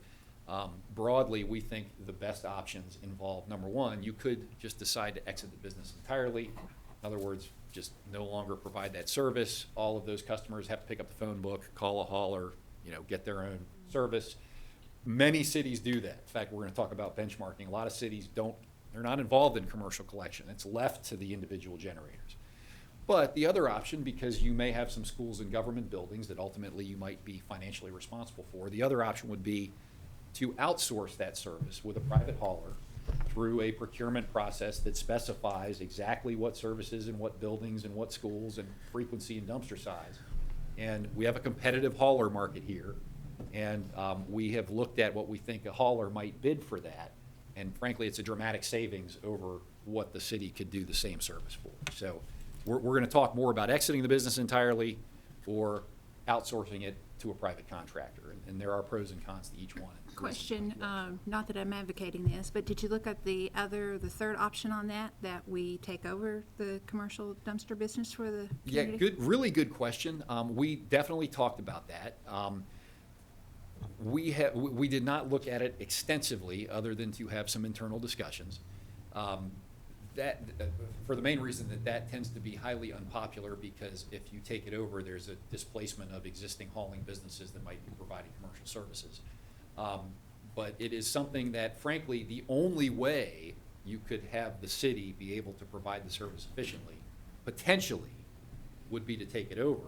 And that's where the real money would be, more so than residential. So, well, certainly, I believe, and Andrew, you and I may have to powwow on this, but I believe in Kentucky, I believe it is something that a municipality can do. Mm-hmm. There still could be an issue, and the reason I'm not just saying, oh yeah, that's a great idea, we would still want to compile the universe of commercial dumpster businesses to determine, could you really do it cost effectively? And, does that get you the scale? To me, there's still a question of, are you going to get the scale in a city the size of Georgetown? So that would be an unknown. But no, we did not look at that extensively. We've discussed it conceptually. That has been a pretty heavy lift in historically competitive markets where you have multiple private haulers already providing that business. If you were interested in seeing what that looked like, could it be done? It could. It would take a little bit of legwork to determine what is the universe of service that you'd be taking over, because you would need to know that to really do the operational and financial evaluation to see if that would make sense and if you would have the scale to be competitive. My guess is you could certainly take over the city. You might need to go into unincorporated county and get more accounts to, basically the bigger that service is, the better off you do. And you wouldn't, of course, be able to take over any accounts outside the city. So there are definitely technical questions to that. So I think there's even technically a fourth option, which is franchise as just like a utility. So in other words, the city could technically bid out a franchise, giving one or several haulers the exclusive rights to collect all the commercial garbage on behalf in the whole city. I think that's probably even more complicated. So, well, and at the end of the day, certainly could you do it? Yes. That's something that we would take the lead from our client, from a city, because that would be disrupting an open competitive market right now. So at the end of the day, that's not something that we advocated, that we've certainly discussed it, but we would look for you to lead that charge, but you certainly could get some help to figure out whether that's, a positive or not. Something to consider. All right, so we've now dug into the operations and the finances of services. Now let's turn outward and talk about how we reached out to customers, because I would imagine this would be of interest. In fact, I found this actually pretty interesting and fascinating. We used a two-pronged approach to engage residents across Georgetown. On one hand, we did a statistically representative sampling of 2,000 households, and we did a statistically valid mail out to those households. And we are big believers in that type of communication, because you really want that representativeness. But because this is an important issue, it was also the availability of the survey was publicized, I believe, through social media, posters around the downtown area, I believe on the city's website. And when we were said and done, we got 567 responses, so a pretty good response rate. Candidly, not as many random responses as I would have liked, but a lot of voluntary responses. And so essentially what we did is we compared the random responses with the voluntary responses and had almost essentially the same answers. So we felt really good that the survey was representative of the city. So when you look at it kind of in terms of representativeness, it's got a plus or minus 4% margin of error at a high level of confidence. So it ended up being actually quite an effective survey, which was not necessarily assured when we started off. So I've got a couple of graphs to share with you, because I try to hit the high points. We investigated a number of things, but the ones we thought you'd be most interested in tonight involve satisfaction, and as you can see from this chart, there's a high level of satisfaction with the trash service. Good stuff. People are happy with that service, either satisfied or very satisfied. Just incidentally, as I'm showing you these graphs, you'll see the two different bars. The The lighter shade of green are the voluntary respondents, and the random sample are the random respondents. And you can see they're pretty similar, but I've circled it with these red circles. So also, satisfied to very satisfied in terms of just overall nice city to live in, no legal dumping, no littering, clean place, good place to live. So that was high satisfaction. So again, that's those services you're providing. So good satisfaction on that. The next one, this is really where it gets interesting. So we knew that curbside recycling was going to come up, so we included some questions on, tell us what you feel about curbside recycling. And so, we gave folks, hey, do you want this? No, I won't. If I have to pay a cent more, forget it. I don't want it. Yeah, I'm sort of interested. And what was really interesting is that across both sets of respondents, there was a high level of support for curbside recycling, and that there was an understanding that there could be a cost increase to provide that curbside recycling. I got to tell you, I've done a lot of these surveys going back about 15 years, and that's not always the response we get, which is, oh, recycling's great, don't charge me another cent. So we've seen that go different ways over time. And we even tested the question about cost a couple of different ways, and both times we got, yeah, I'll do it even if it costs a little bit more. So we thought that was noteworthy and worth bringing to you because at the end of the day, our takeaway from this survey, first of all, high satisfaction with what you're doing. It's not like people are disgruntled. Good satisfaction. The only part that came back with, I didn't show you the slide, but I do have a bullet.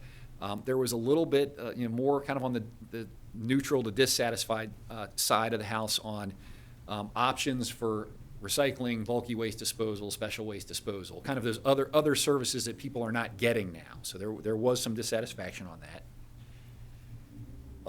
We tested, how much are people generating, and essentially confirmed what we pretty much knew, is that Georgetown is not unique. I mean, your residents are generating average normal amounts of waste and recyclables. But we thought this was so interesting. 82% of all respondents said, hey, I believe that having access to curbside recycling is either important or very important.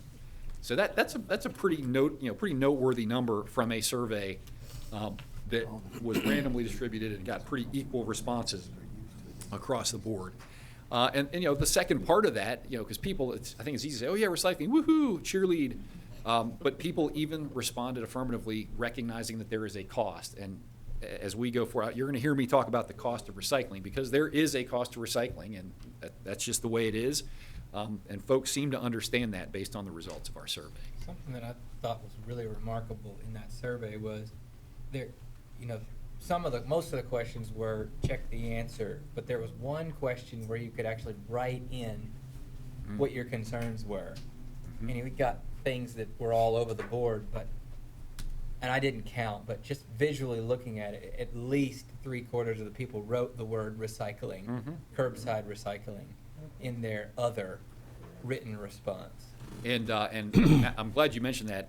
If we haven't done so, it certainly will be an appendix to the report, all the survey responses, as well as those open comments that people submitted. So you'll have access to that. And I think we may have provided that, but if not, we can push that out right away, because that is finalized and ready to. Well, I do believe that a lot of people that's been in Georgetown for several years, there's probably not as many is concerned about recycling as all the new people that's moved in from other communities that's had recycling. And I think, and I'm for recycling if we can get it worked out, but I think that's why the response is probably good. They probably answered those surveys. And yeah, I don't know. I think it's kind of both, because Yeah. I've had a lot of people stop me at stores Yeah. and when I was going door to door, and they're people that have lived here their whole lives, and they also said that they'd be willing to pay more. Yeah. I got to tell you, that's a Problem perfect with it. segue Yeah. into my next section. Yeah. So, all right, so we've looked Isn't inward. that nice? We've looked inward through our survey. We've talked to your residents. The city also asked us, and this is very reasonable, is to look around Kentucky and even nationally, although we focused in Kentucky, and see what's going on, here in your home state among other cities of like size.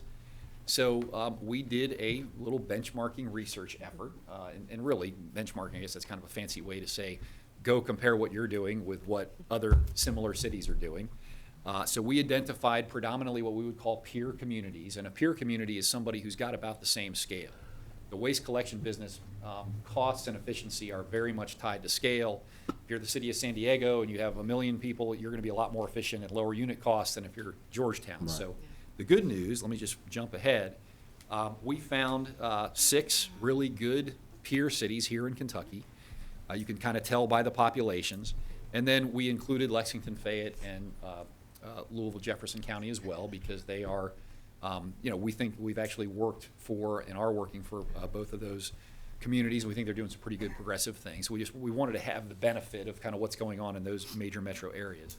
But we got, I think, a really good group of peer communities to go and compare and contrast. And the report will have a whole bunch of very detailed tables. And I'm going to candidly say that I think I can remember the differences in the communities, but if you ask me a question about which specific community does this, I'm going to try to dredge that detail up. I may ask my colleague, Steve Feast here, to help me. It's a little fuzzy at this point, but I'm hoping I can answer your questions if you have it. Yeah, that would be. So what did we learn? A couple interesting things. So if you look at the services provided by these communities, among these other smaller communities, there really is not a standard. It's not like every other community is doing exactly the same combination. Really, every community kind of has its own homegrown way they do solid waste. Some are just doing residential and no commercial. Some are doing residential and multifamily, and they've got a downtown area that they do some commercial downtown, but then someone else does the outer areas. And some places, I believe one does not even have any collection. It's subscription, essentially, if you will. So there really isn't a standard, which is kind of interesting to me. I would argue as you get to have higher population, there is more of a standard. But the peer communities, also, some of them do it with city-owned trucks and crews. Some of them contract it out to a private hauler. So there's no standard even on that in terms of whether it's a public or private service provider. Now, that said, I think all but one of these cities is firmly providing the residential trash collection, all the solid waste collection for residential households. And I think that is typically a local government responsibility. What do we learn about curbside service? Candidly, we found, if you compare Georgetown to these other like-sized cities in Kentucky, that Georgetown's lacking a little bit. Georgetown's lagging in terms of the services the city is providing to its residential households. Georgetown is, there's only one other community that did not offer a curbside recycling. So the other smaller cities have migrated over and are offering a curbside recycling. Although there's a seasonal leaf collection here, and I believe you could set out maybe some bulky brush items here, there's no routine, even seasonal yard waste or green waste collection, and even that's starting to get headway. That's certainly the norm. If you look at the major metropolitan areas in Kentucky, you get trash collection, recycling collection, and yard waste organics collection. That's just, you get that if you live in the bigger areas, and certainly they have some economies of scale. But not so in Georgetown. So that was noticeable, and it's maybe a little, I never like to stand up in front of any client and say, you're lagging the norm, so please, I'm not trying to be critical, but that is truly what we found in terms of the curbside collection services offered to residential customers. A couple other things, we did confirm that single stream recycling, where you put all of your papers, cardboard, bottles, and cans all in the same cart, that is the way it's done in Kentucky. That also is the national norm. And we only found one other community, I am just blanking on which one it was, that also did not have curbside but only had a drop-off center. There was one of the other peer communities, was similar to Georgetown in that nature. So again, it's not like you're the only one, it's just becoming more in the minority. So let's talk a little bit about rates. So the first thing you quickly realize is that the rates that different cities charge may or may not reflect the full cost and may or may not reflect kind of industry standard rate setting.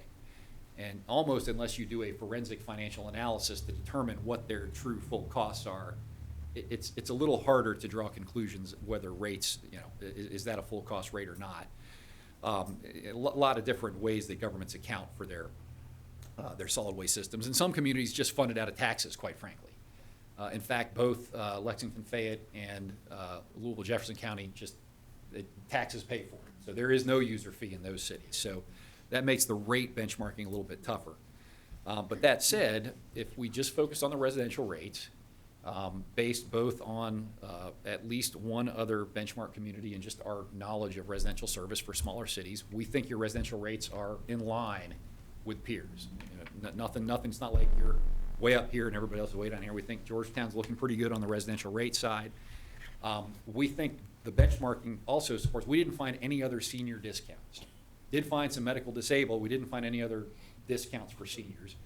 And we did actually find a pay-as-you-throw, which is where, and this is what I wanted to compare this to a senior discount rate. We did find, gotta go make sure I'm gonna get it right. Frankfurt offers 3 different sizes of carts. If you want to throw away a lot of trash, you're gonna pay more.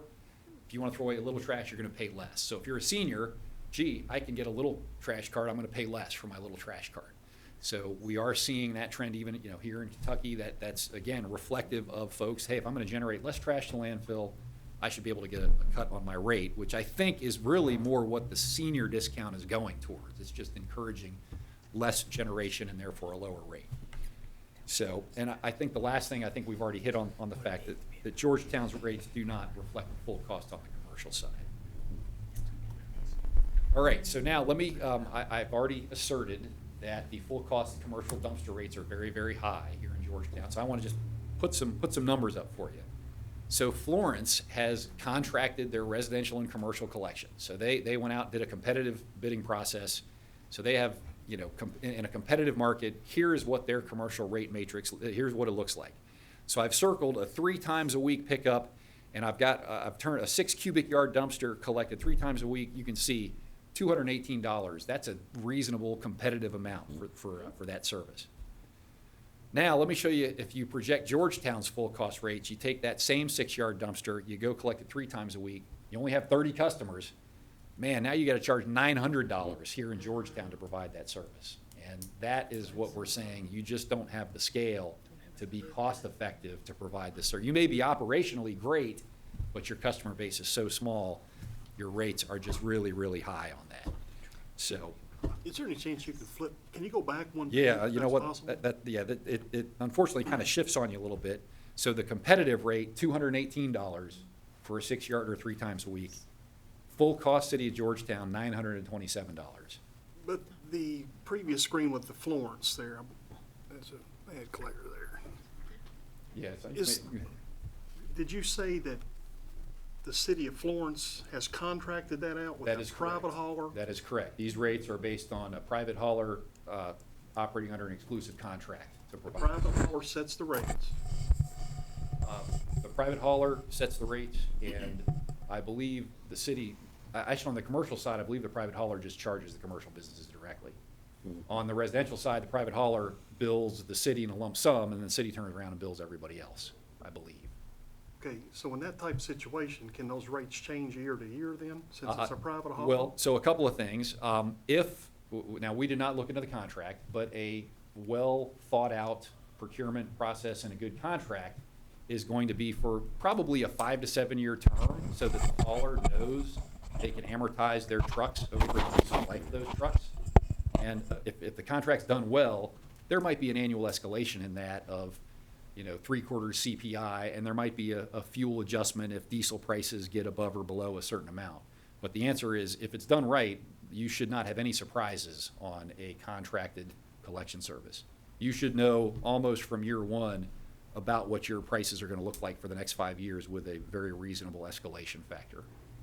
But it is possible that those rates can change either, if not every year, at least every couple of years? They certainly can change, but I guess what I'm saying is they're changing in a controlled manner that limits the amount of the change, just to a cost of living or CPI type increase. Okay. So I don't know if there might be other contracts that the city has that you know you're gonna have for multiple years, but typically there's a set escalation level that you can't exceed a reasonable annual escalation amount. And that would be the best practices for contracting.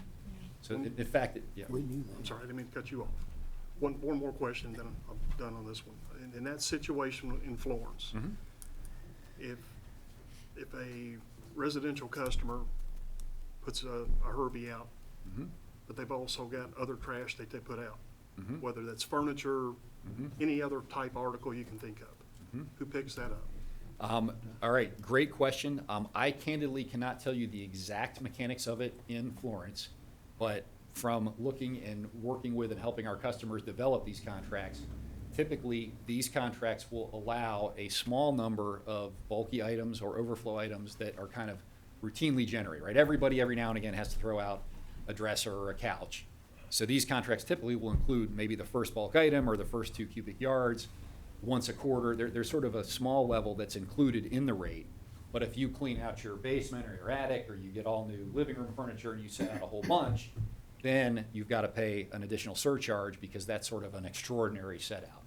And I believe that is the case in Florence. I candidly, I don't know for certain, but that is the customary way to handle bulky waste in these contracts. Because you know what, a private hauler, you know, they don't want to be on the hook showing up at somebody's house and somebody's cleaned out their whole attic, and now I got to pick up the whole attic for, you know, for my $17 a month. So typically these contracts recognize that there's an acceptable level of baseline bulky waste and the occasional overflow out of a Herbie. But if it's excessive, there's a surcharge or there is an ordinance in place that requires you to pay for a second Herbie. There are mechanisms that prevent that from being a pervasive and recurring problem. And I think that's an issue here, and I'm actually gonna talk about that because we think there's a right way to address that situation. We understand that's an issue in Georgetown, is exactly what you're asking about. So I'll come back to that when we get into some of our recommendations. All right. How's everybody doing? Good. You guys? Interesting. You might need a break. So. How are you doing? I'm doing all right. Yeah, doing okay. So, I think we're more than halfway done. So just so everybody knows. So system enhancements. So we knew going in that there was an interest in looking at curbside recycling. We knew going in there were concerns about commercial collection, but through this process, through our observations, through our discussions, we identified things that we really think are real opportunities. So I'm going to just start stepping through some of these, and we'll see what you think. So our first reaction, at the end of the day, we just don't see a justification for the city remaining the provider of commercial dumpster collection. The scale isn't there. And I think I've already alluded to a couple of options. One is you could just exit the business. If you exit the business, well, let's look at this table, see if my mouse works. So the full cost of this system, exclusive of the management and admin component, which is not going to go, that's management, you're stuck with that cost. But the direct operating cost for that system is $265,000. If you exit the business, that expense goes away. But you also are earning revenues of $33,000, which of course is how you have this, significant loss on this business. But if you exit the business, you shed the $265,000 expense, you lose the $33,000 revenue, and that essentially, with the current service, you've got this huge deficit. So, and those would both go away if you exited the business. But this table tries to show if you outsource the service. So we know that 6-yard dumpsters are kind of the average, the predominant dumpster size. And we know that the frequency is 2 or 3 times a week. So we plugged the number of dumpsters you have at 6 yards at 2 to 3 times a week. And so we're estimating if you outsource, you probably get a private hauler to come do that service for about $55,000 versus the $265,000 it's costing you to do it. So right off the bat, private sector can do it for scale. They can come in and do it for cheaper. And then the second thing we said is, if you outsourced it, you would still be the contract manager. We would recommend you do that contract to get those dumpster rates. And since you're administering the contract, we would then recommend that you charge your customers some kind of administrative contract management fee. Yeah. So we've actually included here in this far right-hand column, if you outsource the service, it'd cost you $55,000, maybe you have a 10% markup for an administrative fee. So at the end of the day, there's a nominal, essentially is revenue neutral, but now you have maintained better competitive pricing for your schools. If you outsource, you're going to get better pricing because you're bundling all of those schools together. And then you're going to be managing that contract. The hauler's going to bill you one number, you're going to turn around and invoice your customers and put an administrative markup on that. And it's a common solution. Louisville Metro Government has about a $300,000 annual contract to do all the government buildings, and it's just a straight pass-through. So it's a pretty common solution in terms of how local governments help their schools and their government buildings get as competitive a service as you can without having to have your own trucks and crews going around. So John, their cost is pretty much gonna double then, right? So, I'm sorry, say it again? Their cost? So essentially, if right now we're charging that customer base $33,000, yes, you'll need to charge that customer base $60,000. Yeah, that's right. There's probably going to be about double. In fact, if you think back to those two examples that we looked at of the hypothetical dumpster and the hypothetical Herbie, there's going to be a lot of big rate increases on the customer side, but frankly, that's because they've enjoyed below market rates for quite a long time. I guess I have a practical concern or question about how we would, I mean, the fact that most of those businesses are likely government, but how practically do we bid out 30 customers and get some meaningful bid back? And I guess the secondary question to that is if a good number of those are businesses that have the freedom to simply jump and go private, what guarantees can we give any bidder that those 30 customers are going to remain? Well, that is an excellent question and absolutely something to be decided.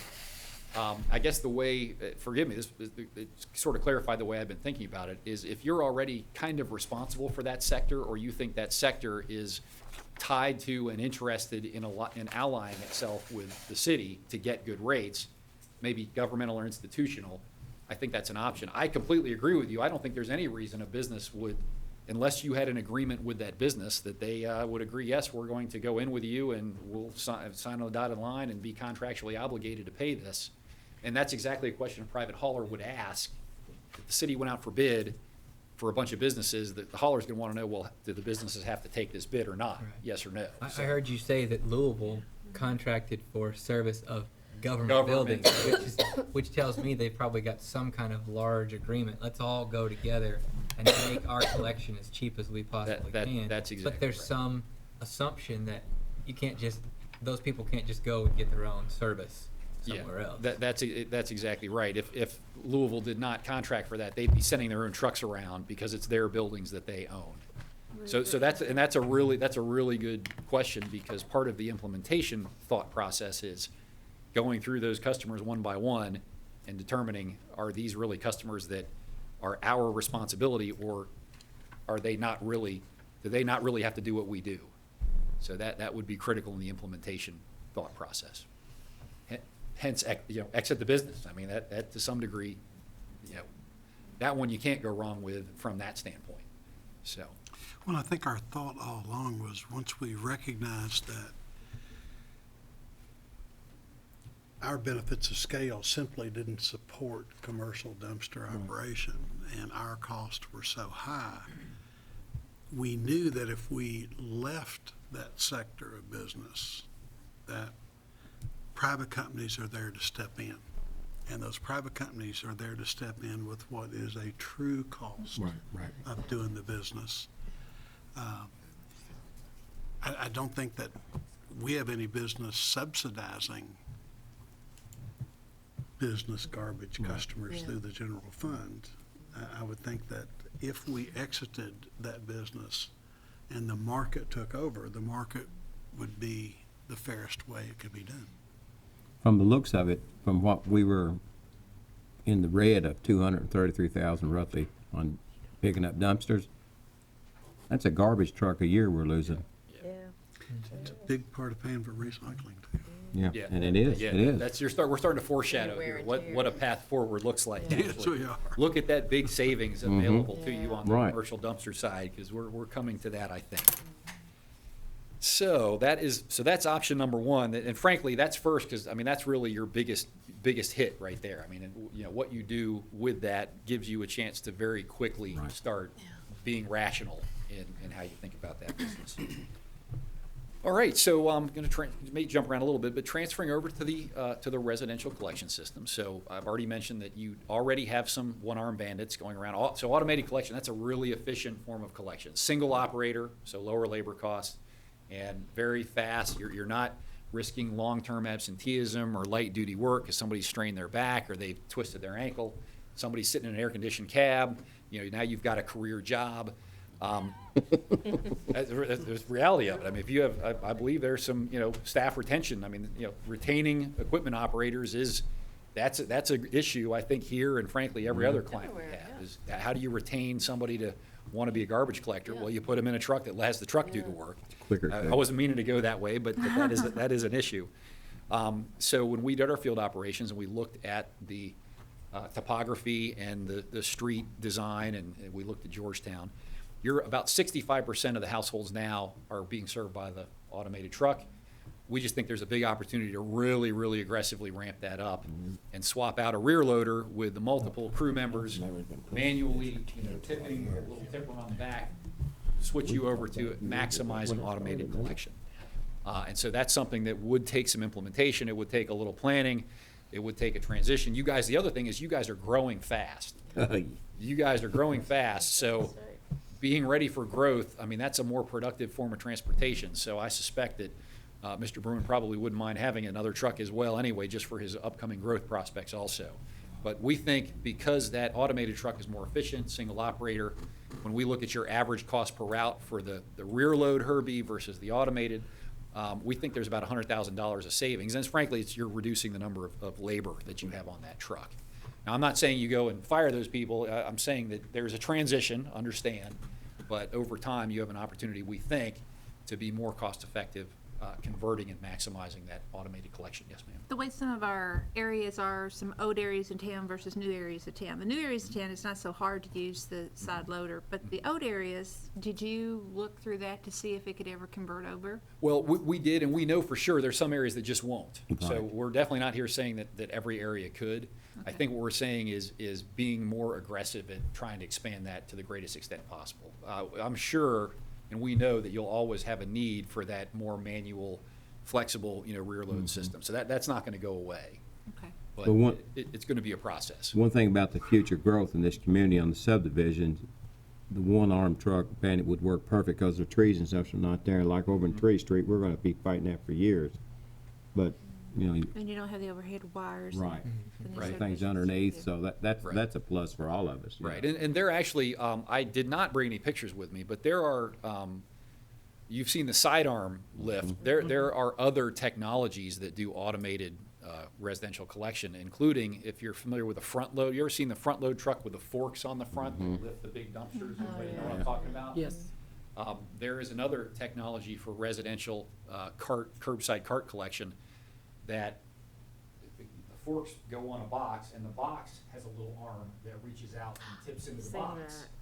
And then when the box fills up, you can be away from the power lines and you tip the box. So there are other technologies that are designed to help work around some of the issues with, old tree growth, low power lines. So the industry is definitely aware of the situations that you're facing, and I think, depending on how aggressive you get, it might be worth looking at, some of the other technologies just to expand your ability to serve those areas.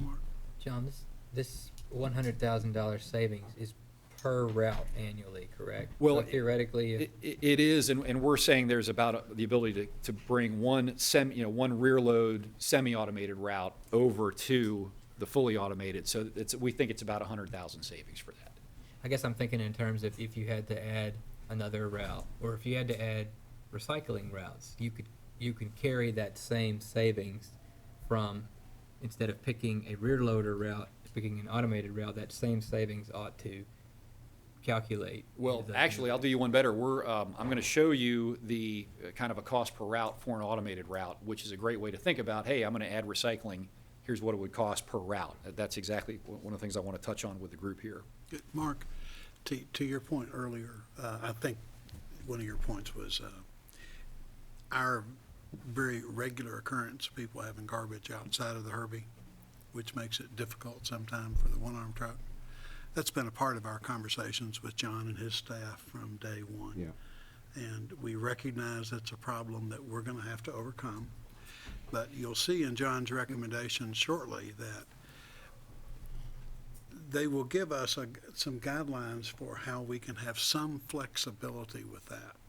For example, during the Christmas holidays, when everybody has an abundance of trash, we might have a grace period during that time.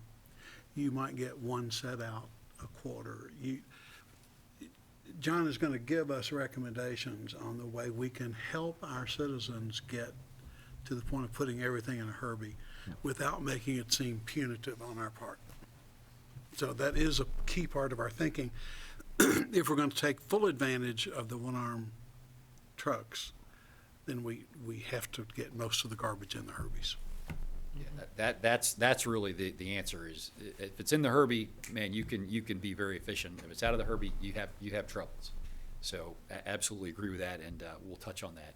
All right, so my first draft of this presentation, I think I had maybe 2 slides on curbside recycling, and staff said, no, you need to give this group the details on curbside recycling so that they understand that we've really thought through it and that we understand it very well. So I'm going to say in advance, we're giving you the kitchen sink on how to think about curbside residential recycling.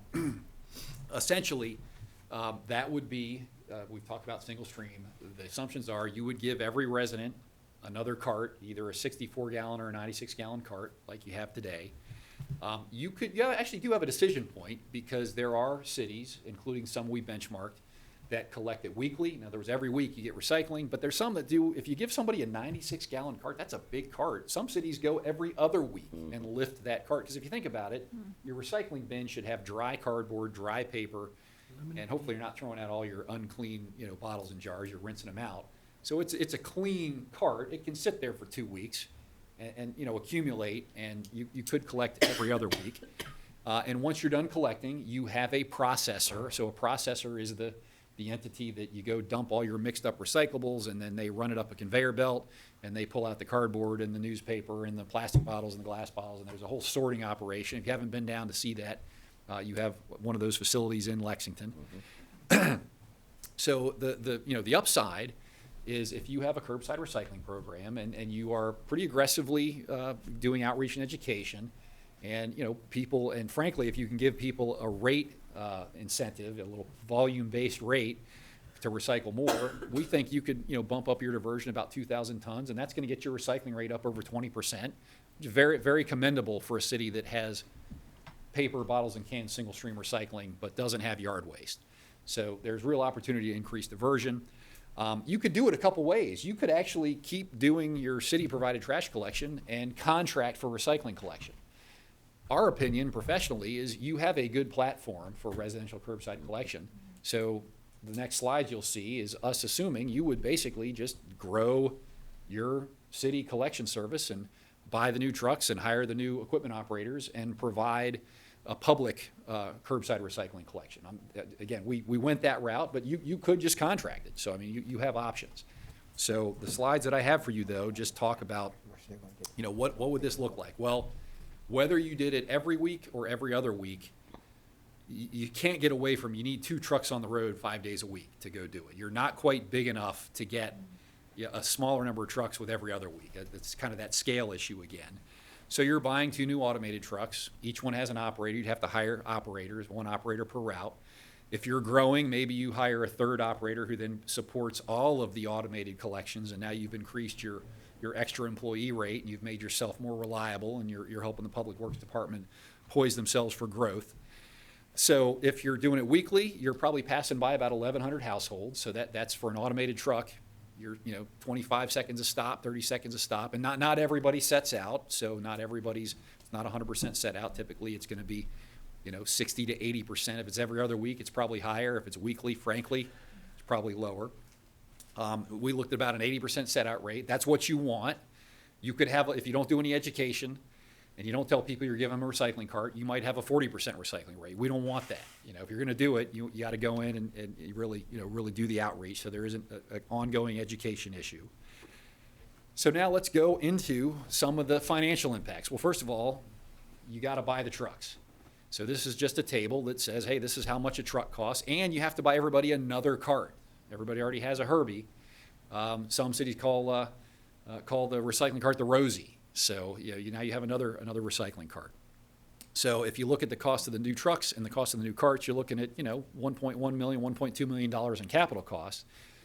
For purposes of our full cost analysis, we annualize those numbers just with a simple straight line depreciation over the useful life of the asset.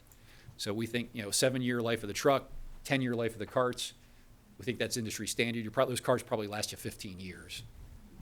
No reason they shouldn't. But at the end of the day, the annualized capital cost of this new recycling, about $140,000, essentially. So that's capital cost. Well, now you got to operate the routes. So you have to have an operator on each route. You have to do preventive maintenance, oil changes, changing the filters. I'm not a truck guy. I probably could spout off a few more if I were. You have to do repairs because they break down. You got to put on new tires. You're burning a lot of rubber, fuel, and then miscellaneous insurance. You might have radios. You might have any other number of miscellaneous. So essentially, we're looking at about $100,000 here of direct operating costs per route. So you get 2 routes a day. That's a little over $200,000, per route. So, I'm sorry, $200,000 for both routes for direct operating costs.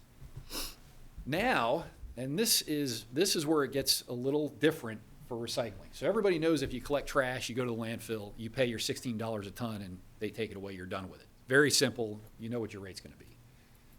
When you take your recycling to the processing center, you have to pay that processing center here in Lexington, because you only have one processor. You have to pay them a fee that fluctuates, and it's been not very high. I have some numbers in front of you that I'm going to go through. Let's say you have to pay them $35 a ton to take your curbside recyclables. You're thinking, wait a second, these are valuable. How come I have to pay?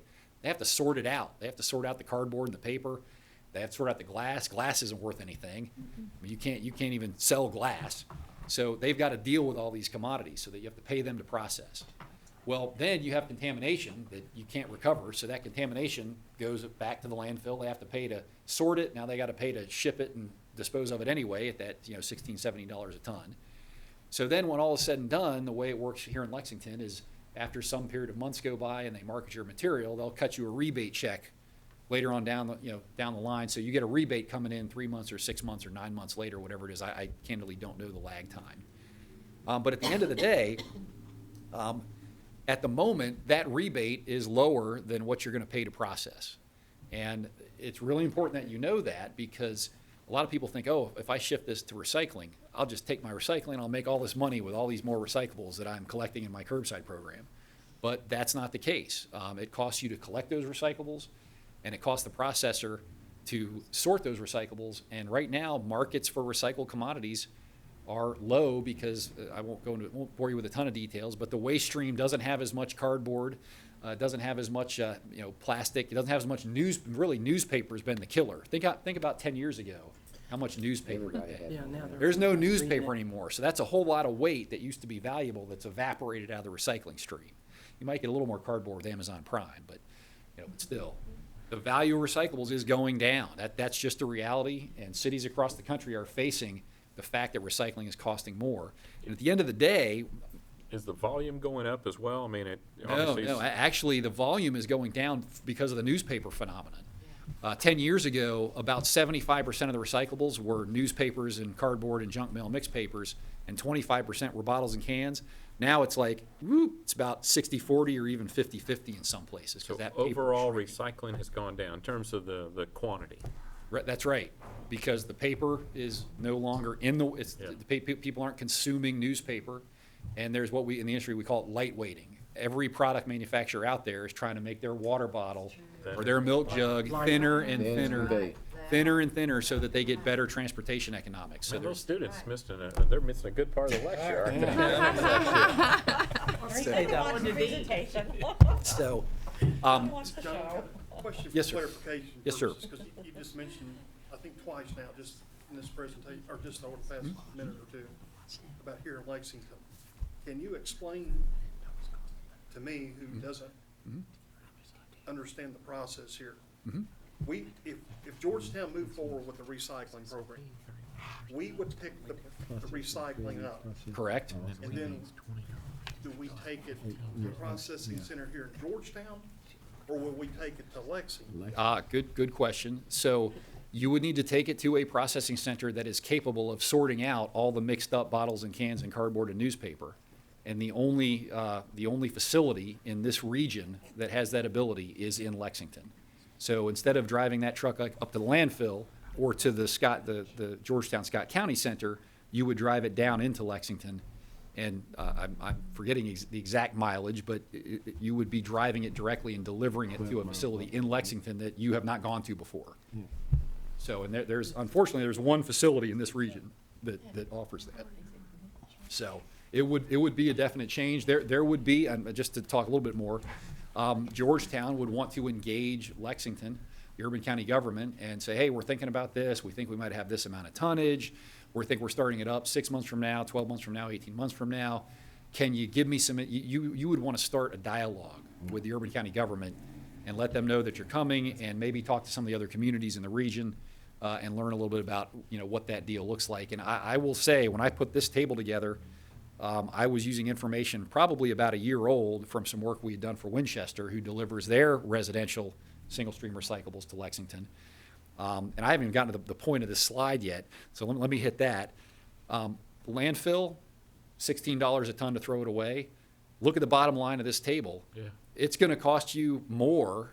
It's really break even with the numbers in this table, but it's the same. You're going to pay, at the end of the day, it's going to be, it's not like you're suddenly saving all the disposal cost on those recyclables. You're just paying to recycle it instead of paying it to landfill. And I think that's not an indictment or that's just the facts. I mean, I just think it's really important for you as council members to understand that recycling costs money to collect it, to process it, that markets and the value of those commodities change, and nobody controls that, and the industry is set up to kind of share that risk. So if recycling value goes down more, you may pay more. And I have just learned, in fact, my colleague, Steve Feast here, has let me know that even in the last year, the processing fee has climbed up significantly higher than $35. I literally just learned that this afternoon, and we'll have to go dig into that, make sure we get that finalized. But it may be that you would pay more to process your recyclables than you would to dispose of those same recyclables at the landfill. And it's an eyes open thing. I'm not saying it's good, bad, everybody makes their own judgment. It's just important that you have your eyes open in thinking about the dynamics of recycling here in this metro region. Just something to consider. We thought it was very important to emphasize this point. We want the council to make a decision on this, to use your phrase, with eyes wide open. Recycling is not a panacea. We're essentially replacing one cost for another. I think we're still doing the right thing by not putting stuff in a landfill. That's the whole And perhaps it is our oversight. It is possible to do quite a bit of, I think, very well vetted environmental impact analysis on landfilling versus recycling. And recycling has been quantified by, we think, very credible organizations like, we happen to think the US EPA's greenhouse gas emission model is a very good model, because it looks at how those resources, it's a heck of a lot more carbon unfriendly to go mine new metal than it is to recycle your metal and aluminum cans. So there are some environmental benefits that we have not addressed, perhaps to our oversight, and I do apologize for that. So, there are a lot of different ways to look at recycling. Frankly, local governments are very cost conscious for themselves and for their customers, so that tends to be, that's the one we focused on. But again, eyes wide open. We think the trends, as we saw in the benchmarking, are that, hey, curbside recycling is here to stay. As recycling economics have gone downhill over the last 3 years, we have not seen local governments, forget this, canceling their curbside programs. We have seen a few stop collecting glass, because glass is very heavy and has either zero or negative value. So we have seen adjustments in recycling to be more economical. But we haven't seen local governments, moving away from recycling. But you just need to be aware that if you get into the recycling, it probably is for the long haul. It's going to fluctuate more. But the good news, again, you're only talking about 2,000 tons, not all 12,000. I don't remember your exact number, but you're talking about, thankfully, a fairly small percentage of tons. So it's not as big of an impact. Frankly, a $2 a ton disposal impact is going to be felt pretty significantly, because you have a lot more tons to landfill. But that's not to say the recycling couldn't cause you some heartburn every now and again. We don't do glass out of the recycling because of that very reason, the cost associated with it. We haven't done that for 9-10 years. Long time. Yeah. So in fact, I failed to remember that detail. So no glass at the moment, or. Well, the cost model at commercial over at Lexington is one that includes glass. So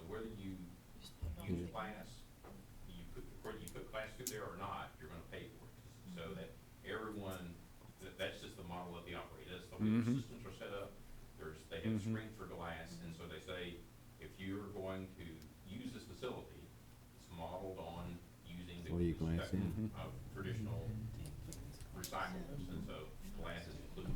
Right, so, but again, that's one of the adjustments that some local governments have made, is look at the value of some of the individual commodities. So, again, it's gonna be an ongoing dialogue if the city goes that route.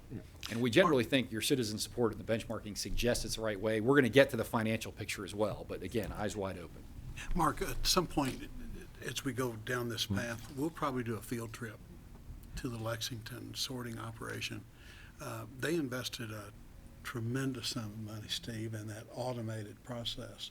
The single stream recycling is simply dumped on a conveyor, and it goes through a number of processes that shake out some material. There's puffs of air that blow some stuff this way. All these mechanized processes and very little human touch. Yeah. But it's a massive operation, and Big industry. we would have to join something of that magnitude for our recyclables to get rid of them. John, just for clarification, let's just say it's $40 a ton right now to take it to Lexington, right? And we get a $20 rebate per ton, so we're out $20 versus $16 per ton. Right. And we're saving our Yep. landfill. Well, That's correct. I think 16, there's a little bit of an extra charge in there. It's more like 17.50. Because there's also a State surcharge. there's also a State $1.50 surcharge. state surcharge All right. that you don't pay at the recycling Right, center. right. Yeah, but it's Right. still, bottom line is it's more expensive to recycle than it is to. Yeah, at this point in time, 3 years ago, Yeah.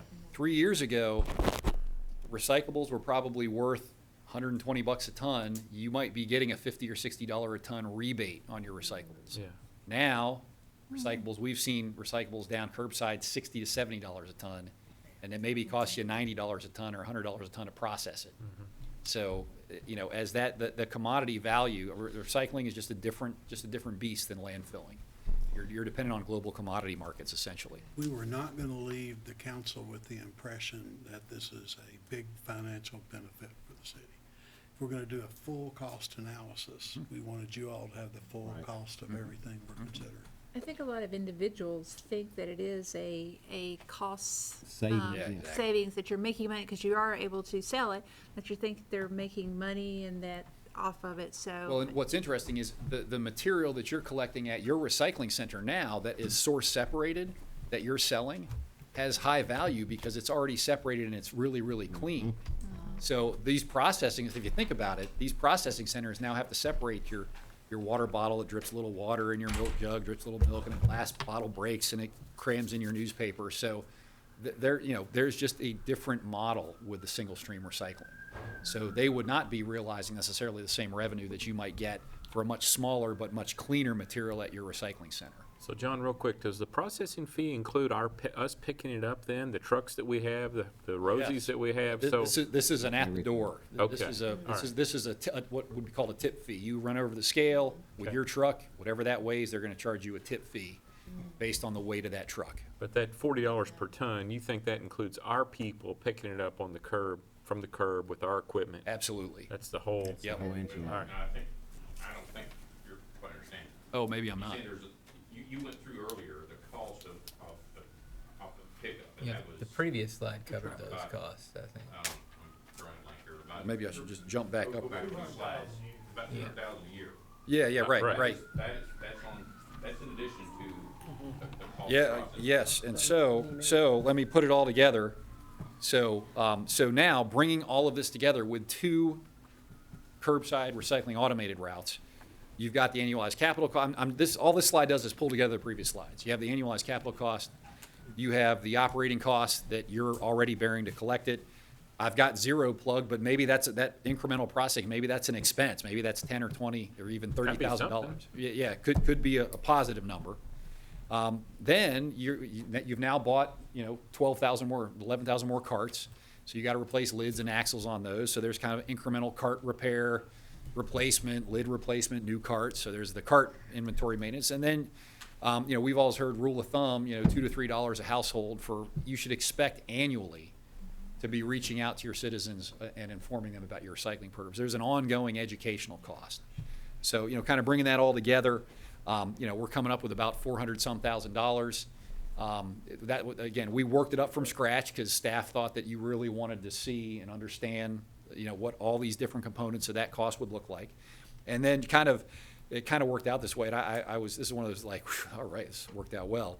We actually calculated the average cost per automated route for the city of Georgetown right now, and it was very, very similar. It was $430,000. That's your average cost per route. So our costs work up and your average cost per route are, really, really close. So we actually just used an average and said, if you added 2 routes, it would be about $416,000 of additional operating, processing, annualized capital cost, cart repair, outreach, the whole deal. So, all right, I'm almost going to apologize for this slide, but because I think there's just a lot going on.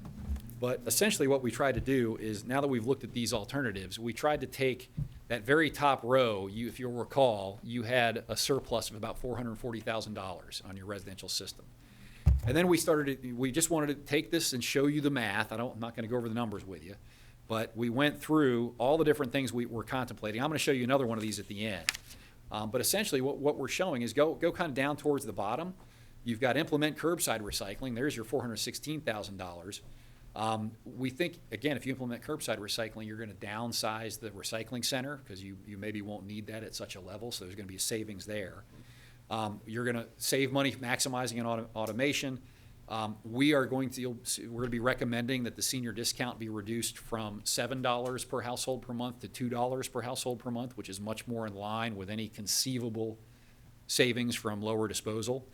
And then we have a couple of, I won't go into them, just kind of small adjustments about shifting management and admin overhead. But at the end of the day, because of your significant surplus and because of the opportunity to increase revenues from senior discount elimination and maximizing automation, you have a great opportunity, quite honestly, to go curbside and not have it be a rate impact on you, to still be revenue sufficient on your residential side.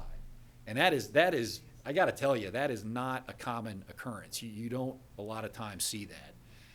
So it's certainly worth your being aware of the situation. Now, obviously, you got to address the commercial Herbie and the commercial dumpster, I think, before you do the curbside, because those are sick. You got to make those healthy first. But you have really an opportunity to add another service that seems to be in demand based on the customer survey, and to do it without a rate impact near term. Now, that's not going to say at some point your rates are, they're going to go up at some point. They just are. I have a question on that, because I was doing calculations of not seeing all your screens together, but just going through what I could kind of figure out, and it looks like it's about $3 addition. So yes, I got the same thing, that what you're charging $15 now would cover it, and it's going to go up. But how long do you think, if we were to do the recycling too, until it is time to go up? I think so. If the curbside recycling were added in, that would move you up towards being costs and revenues closer. Right. So now you're going to be more tied into what I would call standard cost of living CPI type increases. Because let's face it, trucks are going to go up. Now you have fuel. Fuel can fluctuate. So I mean, that's something that every hauler deals with.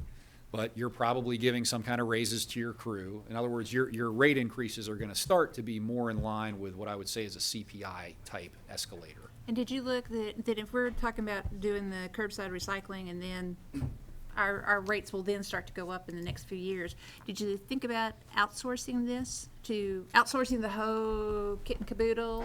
So good question. You could do that. When we went and did our observations of your productivity and looked at your cost, we didn't see that you were operating inefficiently. And because of that, I think at that point we went forward with the notion that it made sense for Georgetown to continue providing that service. You certainly could outsource everything you do. We just didn't see evidence that, oh, gee, we would really recommend you dig into that right away. Certainly at any time, you could go that route. We've even seen larger cities do something called a managed competition, where they basically bid out the service and then they let their internal operations crew bid against the private hauler. And frankly, it's hard for a smaller government to do that, but that's certainly an option. We just didn't see the justification to do that, given that your residential customer base is decent enough size, and the opportunity for being productive, you're operating reasonably productively for your for the size of the customer base. So you didn't include a fee schedule as to how many years we can stay at this and No, over no, the next 5 years or no, 10 years? but that's a really good question, because there are enough kind of big ticket items here that we really think there's a definite timing, which I'll go into.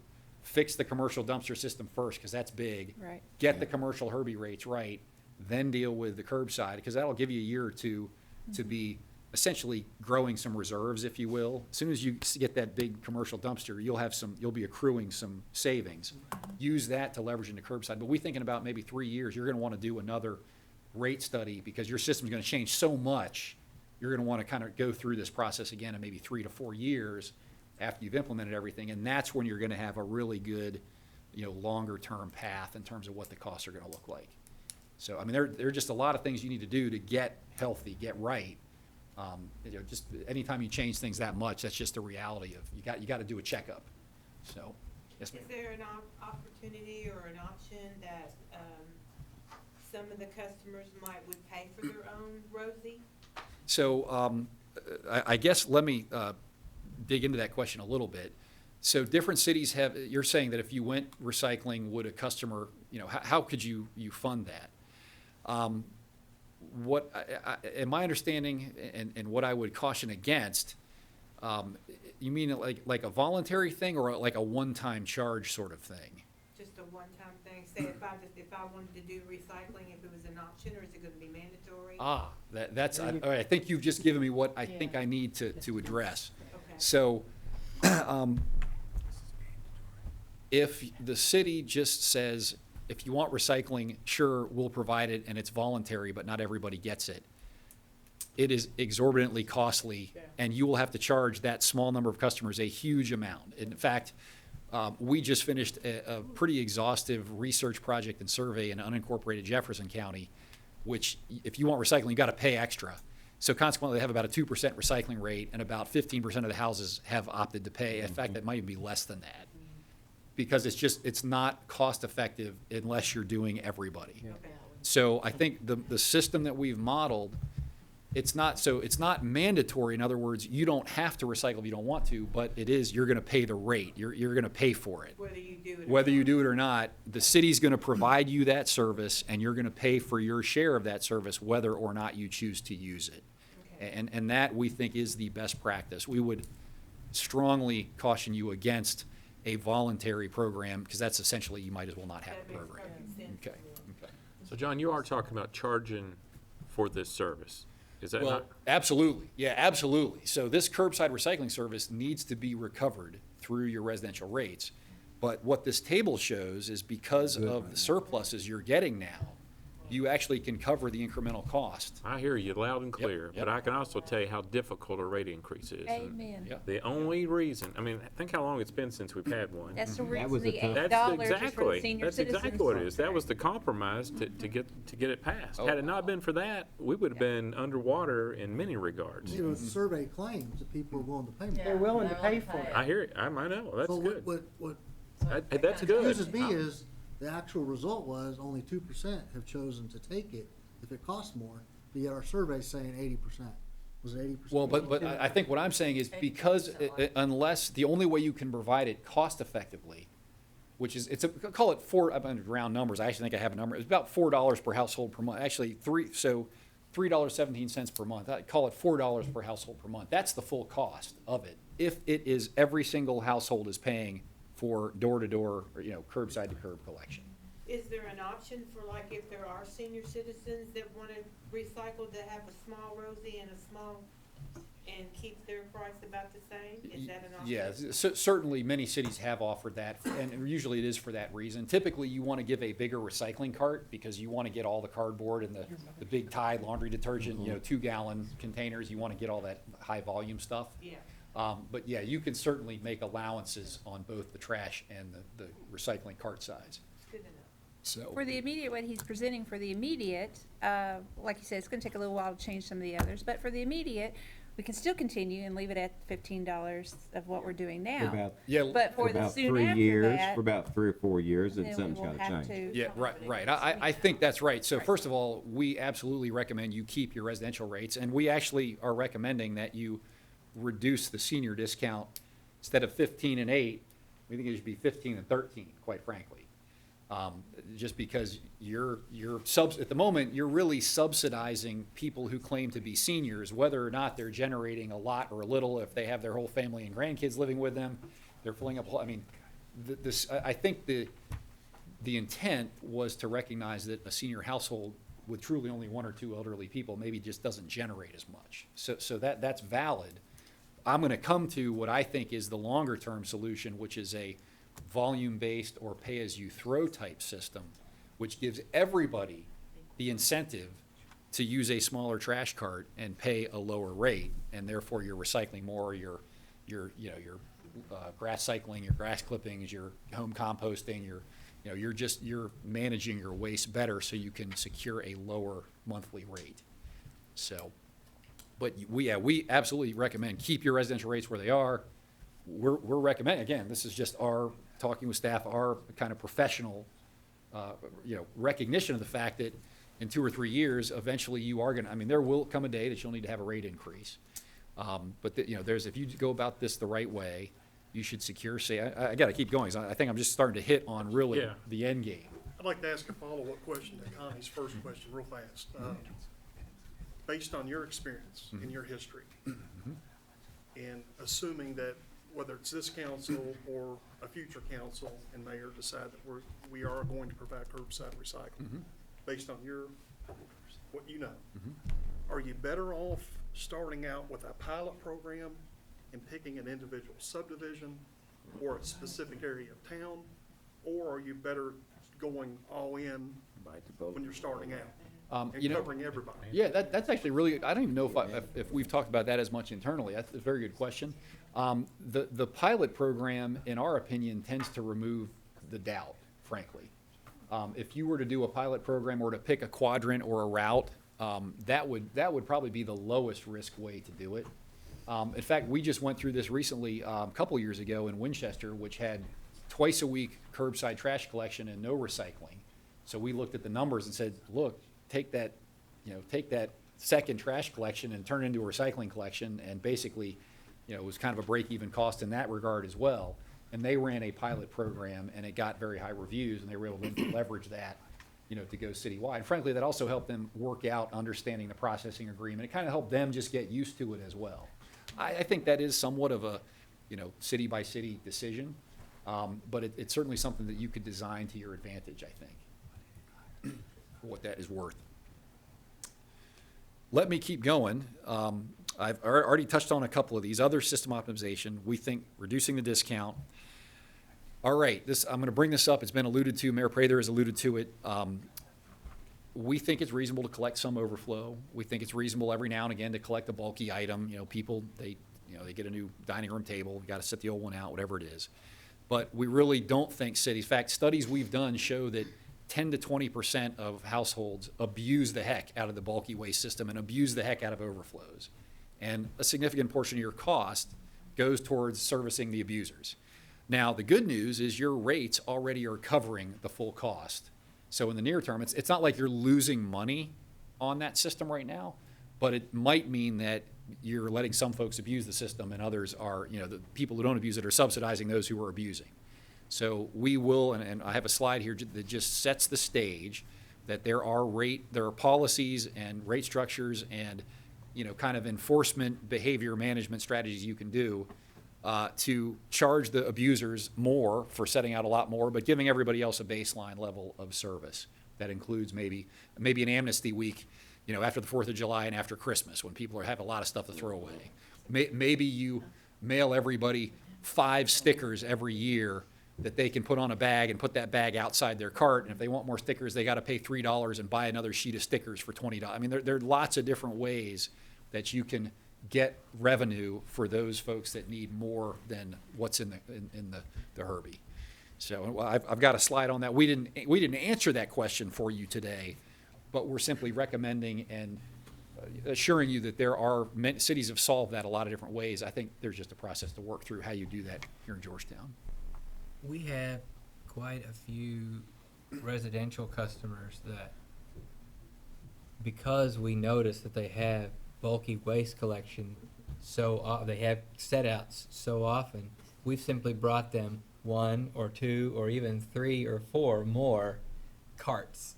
They just tend to collect carts and they fill them all up. And I don't notice anything in the presentation that talked about how we might dial that back or account for that in some way. Actually, I got to tell you, if that is the case, that is so crazily above any normal generation rate for a normal household that that frankly just needs to be ended, or else we may just need to give you a additional Herbie rate that goes as part of your rate structure.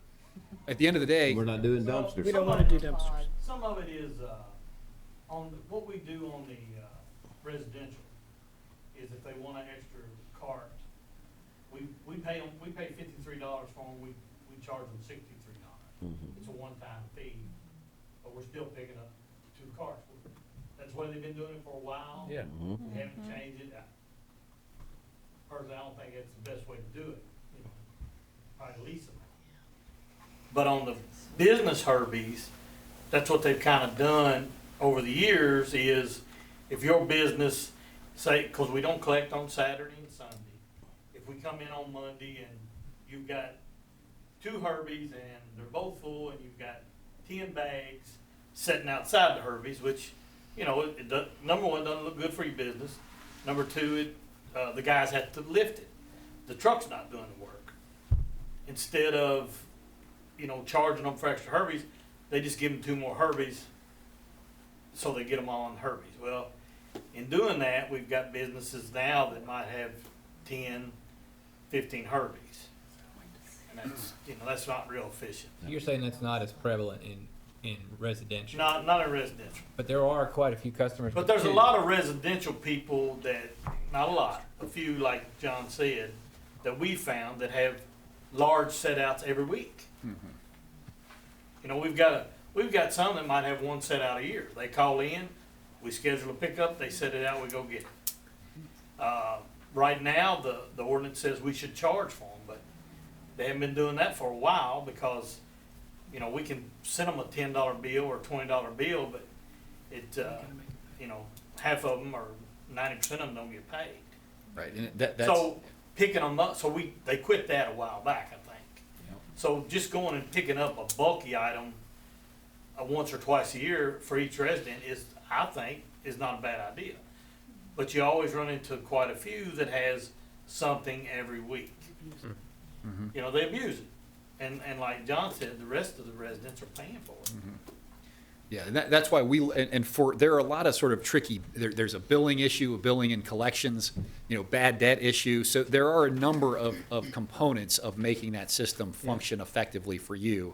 And we see that as something that you would work on over the next 1 to 2 years to really figure out, you know, billing, what are your policies, what's a reasonable baseline level of service, how are you going to charge for the excess service, are you going to do it on a per item basis? The most common ones are per item, per cubic yard, or per unit of time. You know, every 15 minutes it's $60, or, you know, there are different ways that different cities have done it. And at the end of the day, that just takes a concerted effort where you're factoring in all of those components. And what's going to happen, what that actually does, this goes to your raising the rates issue. What's going to happen is you're going to set a baseline level of bulky service and then realize, oh, gee, I'm spending $100,000 a year on abusers. Now I'm going to have a rate schedule that's going to cover the costs of those abusers. So now I don't have to raise my residential rates because now I've come up with rational, full cost, you know, equitable rates for my bulky service. So it's a way, again, if your objective is to have very equitable rates, so you're basically charging people for what they're using, that's going to be another way. Fix that bulky system, and it maybe, you know, pushes a rate increase farther out by a year. So just another thing to think about. All right, how are we doing on time, Mayor? I feel like I'm taking way more time than I should. So let me try to keep cruising along here. We've got all the time. We've talked about the Herbies. We've talked about the bulky. Hey, he don't have to go home. He's right here at work more anyway. The good news is you're starting to hear a lot of the same things. So recommendations, I think a lot of this is going to be, you know, repeating what we've talked about. We think you should keep your residential rate. Operations are fine. It's revenue sufficient. Maximize automation. Really good move for a fast-growing city. Pretty straightforward. Again, from an operational and cost standpoint, there's no reason for such a large senior discount. and I hesitate to say that because that sounds maybe politically not a great thing to say, but the reality is serve your customers that might be disabled, but if somebody's just generating less waste, make that available to everybody. And so I've got a slide here, recommendations going to talk about that. We think that the survey responses and the benchmarking, we think that curbside recycling is justified. And then here, my next slide is all these different kind of ideas about how do you manage bulk and overflow. You know, extra bag stickers. You can distribute a baseline amount every year, send it out with the January utility bill. You get your 10 or 5 or 2 or whatever out of cart stickers. If you want more, they're $4 a sticker. You know, call the sanitation department. We'll mail you. You know, send us your payment. We'll send you more. You can have amnesty weeks. You know, there are various ways to judge the set out limits, and there are various ways to charge for these services. So this slide you're looking at is really, yes, there are a lot of options. Somewhere in there is the right solution for Georgetown. It's just going to take a little bit of looking at all the different components from billing to operations to, you know, what's in, you know, kind of what are your values, how much baseline service do you want to give versus, you know, how much do you want to, you know, really make people pay for extra generation. Commercial dumpster collection, to me, you know, this is the big one. You could go either way. Frankly, if you do that little analysis we talked about and find that you're mostly working with residential customers, getting late, commercial businesses and not governmental buildings, probably exit the business be pretty straightforward. Because frankly, all those restaurants, you're giving them a great deal. They love you as their service provider right now. And if they had to go to the open market, well, that's the breaks. So you certainly, certainly could outsource as well. We've given you a Herbie rate matrix that is intended to be full cost recovery. So it's going to wipe out that whatever $60,000 or $70,000 revenue deficit, and it's transparent and it sizes up or down to any customer based on the number of Herbies and the frequency of collection. And that lets your public works folks set the service level at whatever that right service level is, and it gives you a basis to charge fairly for that service level. All right, so you've seen this slide before. This is the revenue sufficiency, roughly break even, but there's all these subsidies going on. So now I think my next slide, if I'm remembering correctly. All right, I'm not. You don't look at these numbers in detail, but what's going on here is we took. You can still see the bolded rows are still residential curbside, commercial Herbie, commercial dumpster, recycling center, and under each one, we wanted to. The staff said, look, we really got to show you the math. So what we try to do is put a table together to show if you plug all this in, now your revenue requirement, so this actually assumes, let me make sure I'm telling you this correctly. So under commercial dumpster collection, this particular table assumes you would outsource it. So that means you're going to have, you're going to have a contract to do that business. You're going to be passing through that cost and generating a little bit of an administrative fee. You're going to rationalize your Herbie rates. You're going to downsize the recycling center. At the end of the day, so your total revenue is going to go up to $2,057,000 because now you're also adding. Notice here, curbside recycling. Implement curbside recycling about the 4th row down. So that's really key. Even after that fairly significant expenditure for curbside recycling, with the other rate and operational adjustments, we see you coming in, in the black. Essentially, fix commercial dumpster, charge the right rate for commercial Herbie, keep doing what you're doing for residential trash, add curbside recycling, and you should be able to do that without a rate impact, which is kind of a luxury, to be perfectly honest. That is not something a lot of cities have. I'm not telling you it's the right decision or the wrong decision, but that is not always the case when you're making these types of decisions. So there's a lot of stuff going on here. If you have questions, I'll do my best to answer. I probably have to consult my underlying spreadsheet. But this is essentially trying to show how all the different, the revenue requirement is really an expense item, that first column, and the rate revenue, that's a revenue item. So for example, reduce senior discount. Well, if you reduce the discount, your revenues are going to go up $65,000 for all the senior folks over the course of a year. If you under commercial Herbie collection, if you implement full cost rates, you're going to close that $54,000 revenue deficiency for your Herbies. So that's why there's an additional rate for the Herbies. So they're essentially revenue impacts and expense impacts on these two columns. Do you happen to have I can't see the numbers real clear. I'm getting older, but. I know, I'm sorry. Do you happen to have broken down, or do you know what the, how much our personnel is costing with doing all of this? The personnel component, I have that. I'd have to go dig into that. I think we could tell you whatever subset. You're saying personnel. Personnel, what the personnel cost is for recycling and for our sanitation, what the personnel cost is with the figures that you have there. Yeah, I don't have that off the top of my head, but yeah, we could absolutely show you that with the cost workups that we've done if you're interested in seeing that. I would like to see that. Mm-hmm. John, do you assume that we implement recycling paying cash for it or getting financing for all the capital? All right, really good question. So we did not make any judgments about the financing method. Those are, like you said, you could pay cash, you could take out a bank loan, you could lease vehicles. They're I think, very effective heavy duty solid waste vehicle leasing programs. So the way we've conceptually talked about that and the way we'll be trying to write up the recommendation section is, to us, it really is a matter of the order in which you pursue these recommendations. Because if you think about it, if you let your residential rates, just let those ride, as you begin fixing the other shortfalls, you will begin generating a surplus. Mm-hmm. So we just think there is a timing logic that says fix the commercial dumpster system, because now you're saving $250,000 a year that you're now growing that for a year or two. Maximize automation, they're squeezing some more savings. And I think where we're going with this is, if you go in the right order, you're moving closer and closer to that, maybe a cash purchase, which is obviously the most conservative and the most comfortable, and then you're not taking on debt. I know our municipal clients have very different views on financing and debt. We haven't talked as much about that here.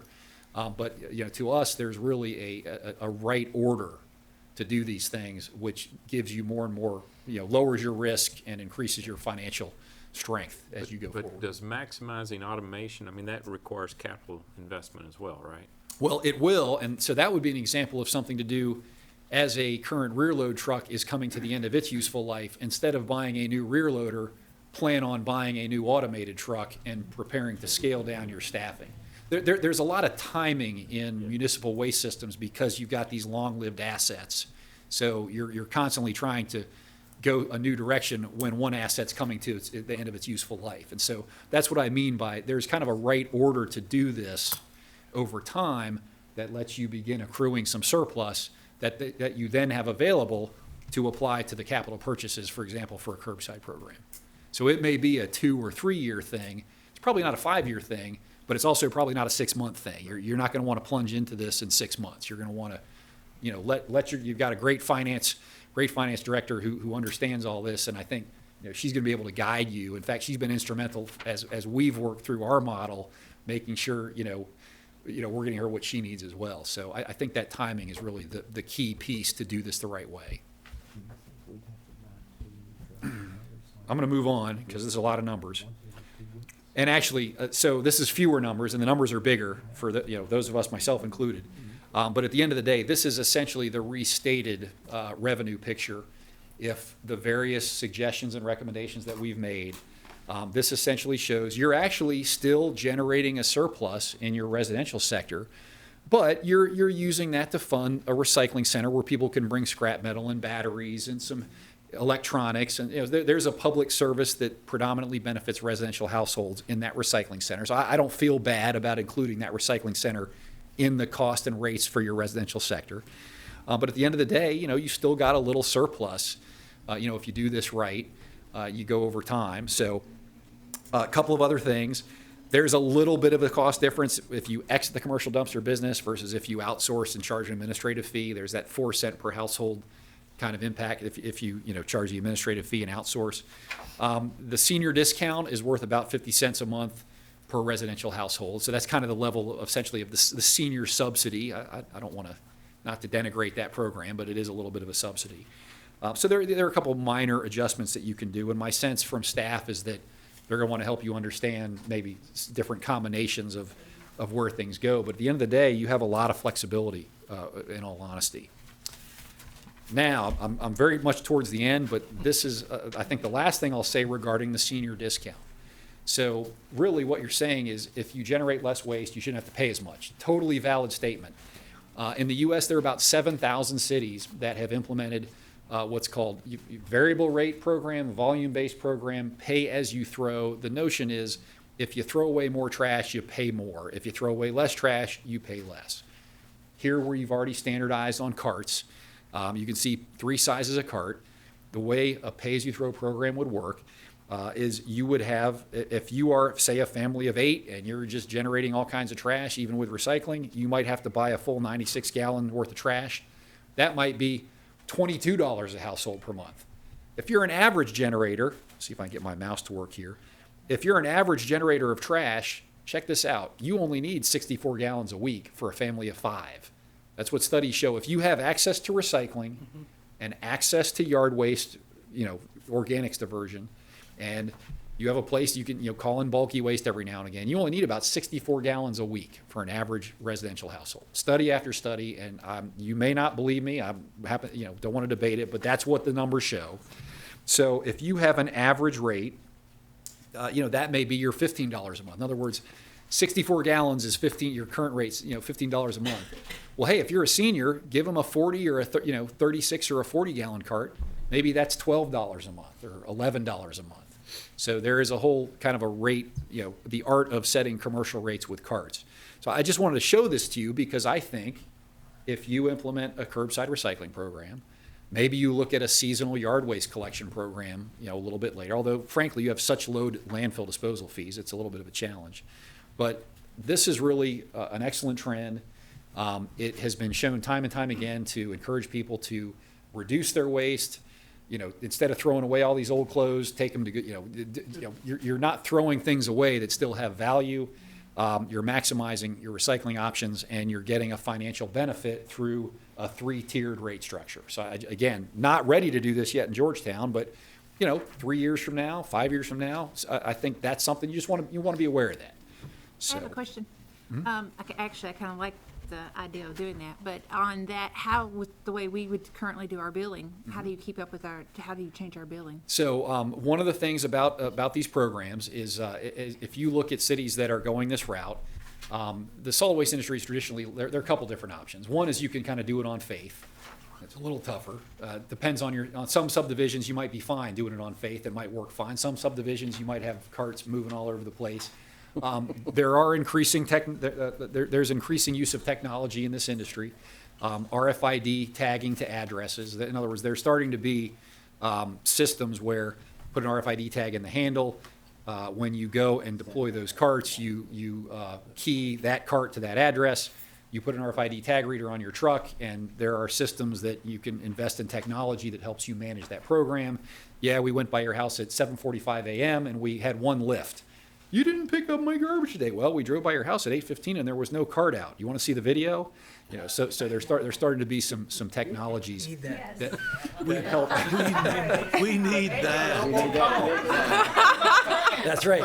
No, we may. Cameras on all the trucks. So, We need that last one. we really haven't talked too much about. So automated vehicle location is there's some very reasonably priced technology out there. You put essentially what am I looking for? A geographic system on your truck that's plotting.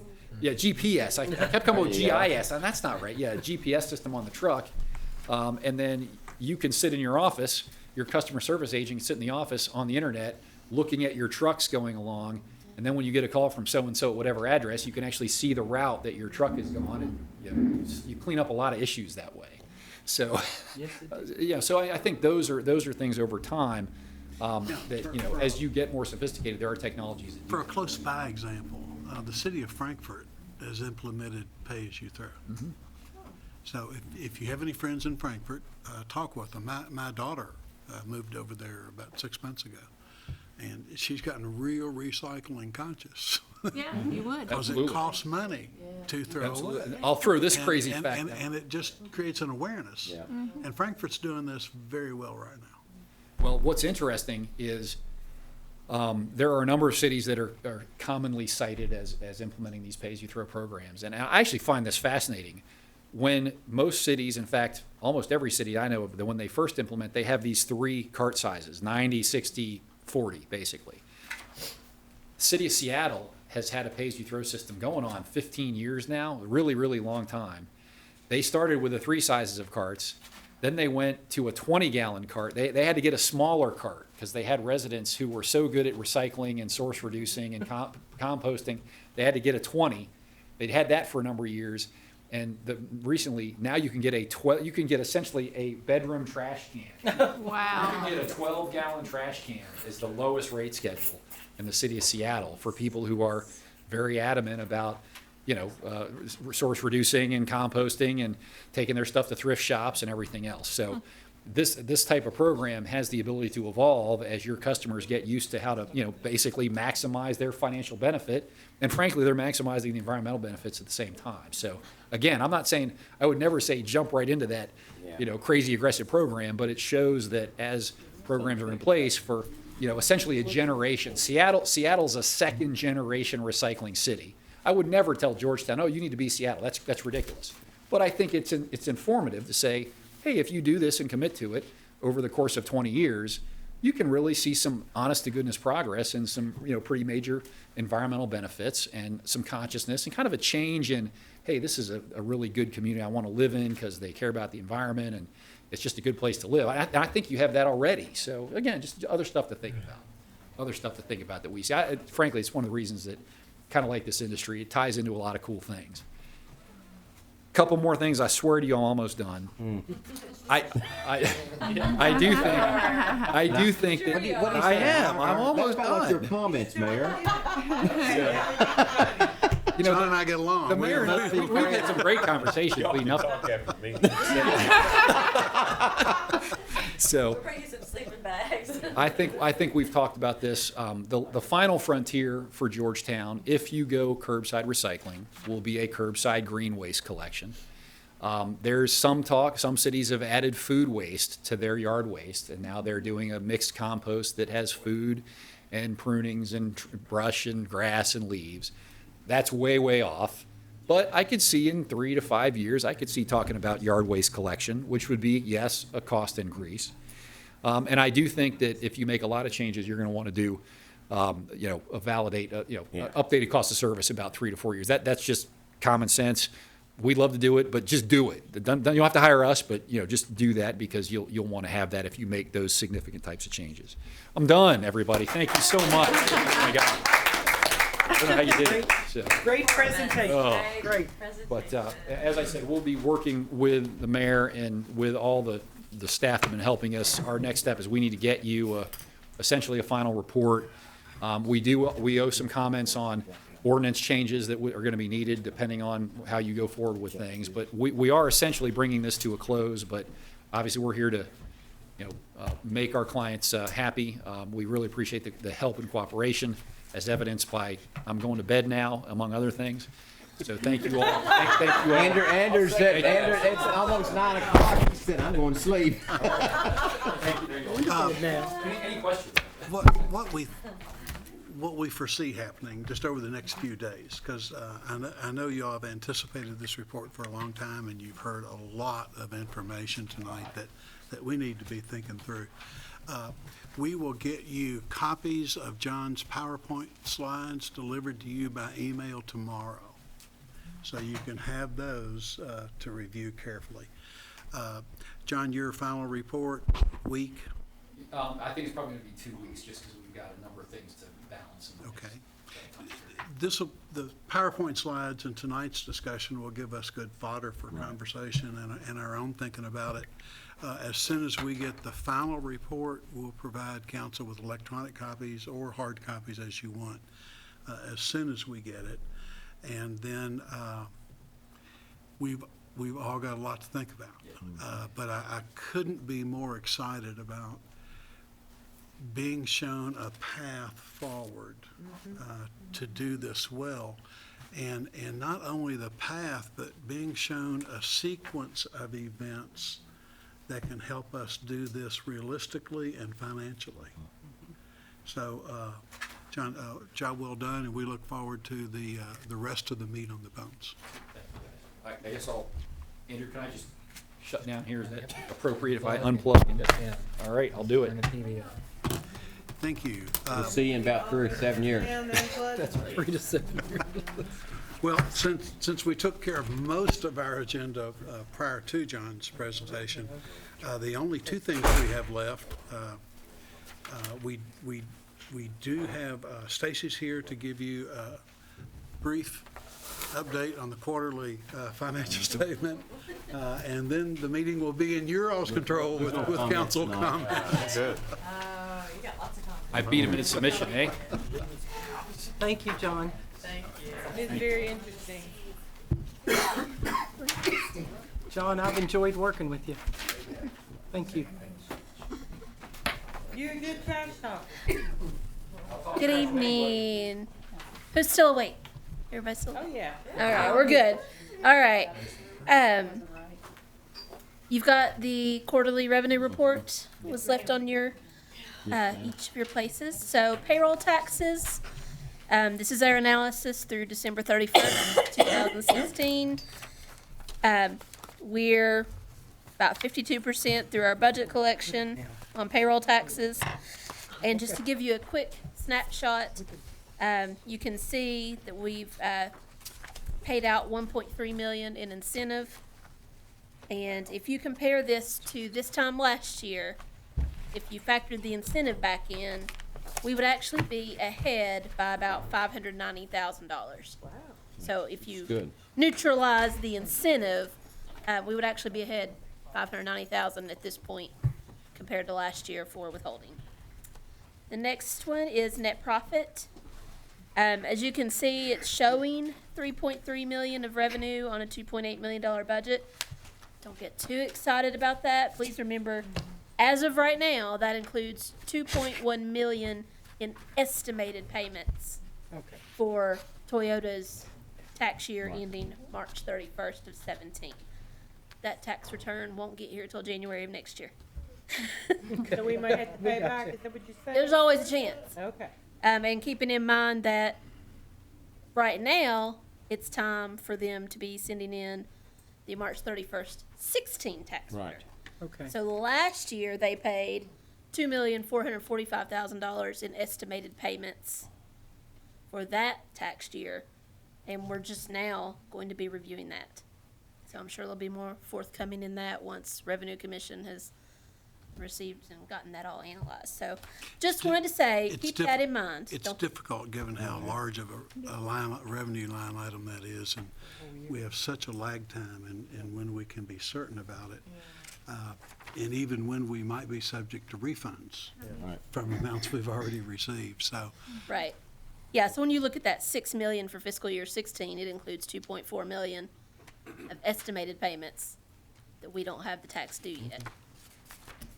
So always possible. Just want to put that out there so that you don't get too excited about the numbers. But right now, comparing everybody except Toyota, we were at 1.9 million last year, and right now we're at about 1.2 million this year so far. That's a full year to half a year, though. So keep that in mind. The majority of the net profit tax returns come in April. So we've still got quite a chunk that we have not collected. So, insurance premium taxes, we're doing good. We're only showing on here 1 quarter collected so far, 28% of the budget with 1/4 of the year. So we should be on track to meet our budget, and currently are showing that we are $84,600 ahead of where we were at this time last year. Property taxes, as you can see, the majority of those come along in December, and we've collected $1,555,000. We budgeted $1.5 million, but if you remember in our budget amendment coming up, we were gonna increase the budget $50,000 to cover some of the code enforcement changes we made. So we were anticipating revenue of $1,550,000, and we've already hit that number with the property tax collections. Finally, ABC. Unfortunately, my most current quarter is always a little bit short because they will turn in their returns all the way up to January 31st. Usually you have more alcohol during New Year's and Yeah, You know, so and it's not obviously- showing it on here. Yeah, if it's anything like the last couple of years, we're still missing $80,000. Hopefully. I put in what we've received so far, but we still have a week for them to turn in their tax returns, so don't panic about that. But you can see how the first part of it went, as far as Close. the first quarter, we were a couple thousand down from the year before. So, and you'll see the full October, December quarter, the next quarter. Any questions? Thank you. And you do have an expense report in your packet through December. Sounds good. Thanks, Stacy. We're now to that hour. Power. We didn't even do an over and under tonight. I knew it was going to be brutal tonight, so I didn't even do that. It was a very interesting report. It was. I, It was very. I thought they put the report together well and made it understandable. And, Did make me understand. yeah. Okay, council comments. Mark? Great report, very informative. Glad we had that presentation. And then the second thing is, you made mention of it earlier in the meeting about the decision to run the sanitation trucks up to the Sadieville exit. Yes, sir. Good decision Thank you. by you and others, Chief Bruin, and any of your staff members that helped make that decision. Good decision. Thank you very much. Appreciate it. Chuck? I hate to be the negative Nelly, Yes, sir. but I'm highly disappointed. They In, did no comparison of privatization. The excuse they used was, we showed that we were running efficient. And that's considering our $15 a month rate. But that doesn't show us what we could do it for if we did it privately. Okay, so I'm gonna do some calling, I'm gonna get some numbers. And I'll do my own work on that. good. Okay, I'm not happy that they didn't even look at that, they didn't even compare it. You know, we're charging $15 a month, we're not comparing it to what other cities are charging, or what other private land haulers are charging for a rate. We didn't even look at that, we just went by at our rate and what it's costing us. You understand what we're missing here? Yeah, when we, I was unaware there was an opportunity for this big of a disconnect. When this company told us from the very inception that their experience taught them that in almost every case, a municipal operation can be done as effectively as a private operation. They gave us the anecdotal information that I discussed with council, that in 12 years of them doing this consulting work, they had recommended privatization only one time, and that was when the recommendations that they made were politically unacceptable to the legislative body they presented to. Had there been a glaring example of we were not operating efficiently, then I think their response to that evaluation would have been entirely different. Any homework that you can do and bring back to the council, we would welcome, Joe. If we were charging $10 a month, would they have come up with the same conclusion that we were operating efficiently? I can't answer that question. Well, I mean, they were going by, it cost us $12.25 for us to collect people's garbage. That's a number he came up here. $12.25, $12.27. So if we have a private company that quotes it for $10, we're not really operating efficiently. And that was what I was hoping we would see in this report. What I would ask you to do is get the PowerPoints, get a full report in your hands, and then if you're disappointed, we'll talk about it again. Okay. And sincerely, any homework that you'd like to do and bring to the council, we'd be glad to hear. Well, I've done some by talking to people and from personal experience, but a fellow that works for me lives in Nicholasville. He pays $10 a month for his trash pickup in Nicholasville. I tried to find their rate online while we were finishing up there, but they didn't publish their rate. They did find it where if you get a second can, it's $3.15 extra a month for a second can. But So I'll have to go directly to the source and get definitive information. Anything else? Is Jessamine County the only one that does it in those cities that they compared us I to? don't think he compared us to. Jessamine County was up there. It was the last one. Yeah, and then do they charge for, brush pickup and, what other? That's what I wanted to see in the comparison. Yeah. But it was just thrown away that we're not even gonna compare it to privatization. If it's a component of interest, then, I'm sure they'll do a conference call. I'm sure they could gather additional information.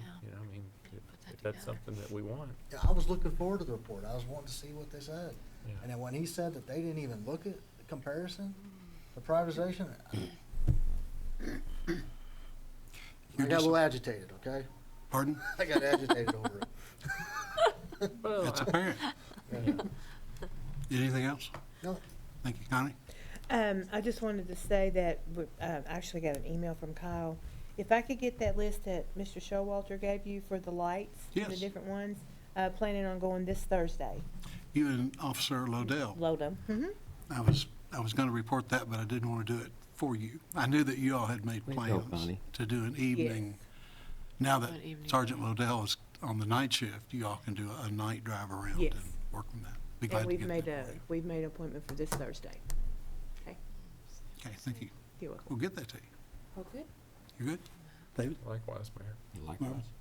Holly? Yeah, I just wanted to, I know you all have put a lot of work into the presentation, the how staff has, and the committee has, Millie and Marvin as well. So I just want to thank you all, because I know we saw the broken down version, so you all have lived this for a long time. And I wanted to say too, I was excited about the email about the community action proposed bus service. I Thank printed. you for sharing that. About Yeah, I thought that was really cool, and I was telling actually some friends about it who were interested. They're elderly, and they live over in Elkhorn Meadows, and they actually want to pass out the letters and the surveys to their friends. So they're really excited because, for a lot of people that can't drive, or only have one car, for a family.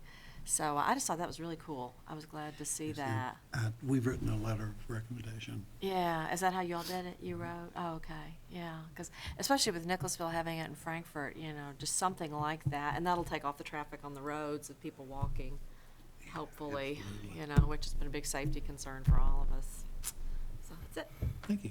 Just happy that I got the experience with John and Steve to work for months on this, and I think it was very positive, Good. So I enjoyed that.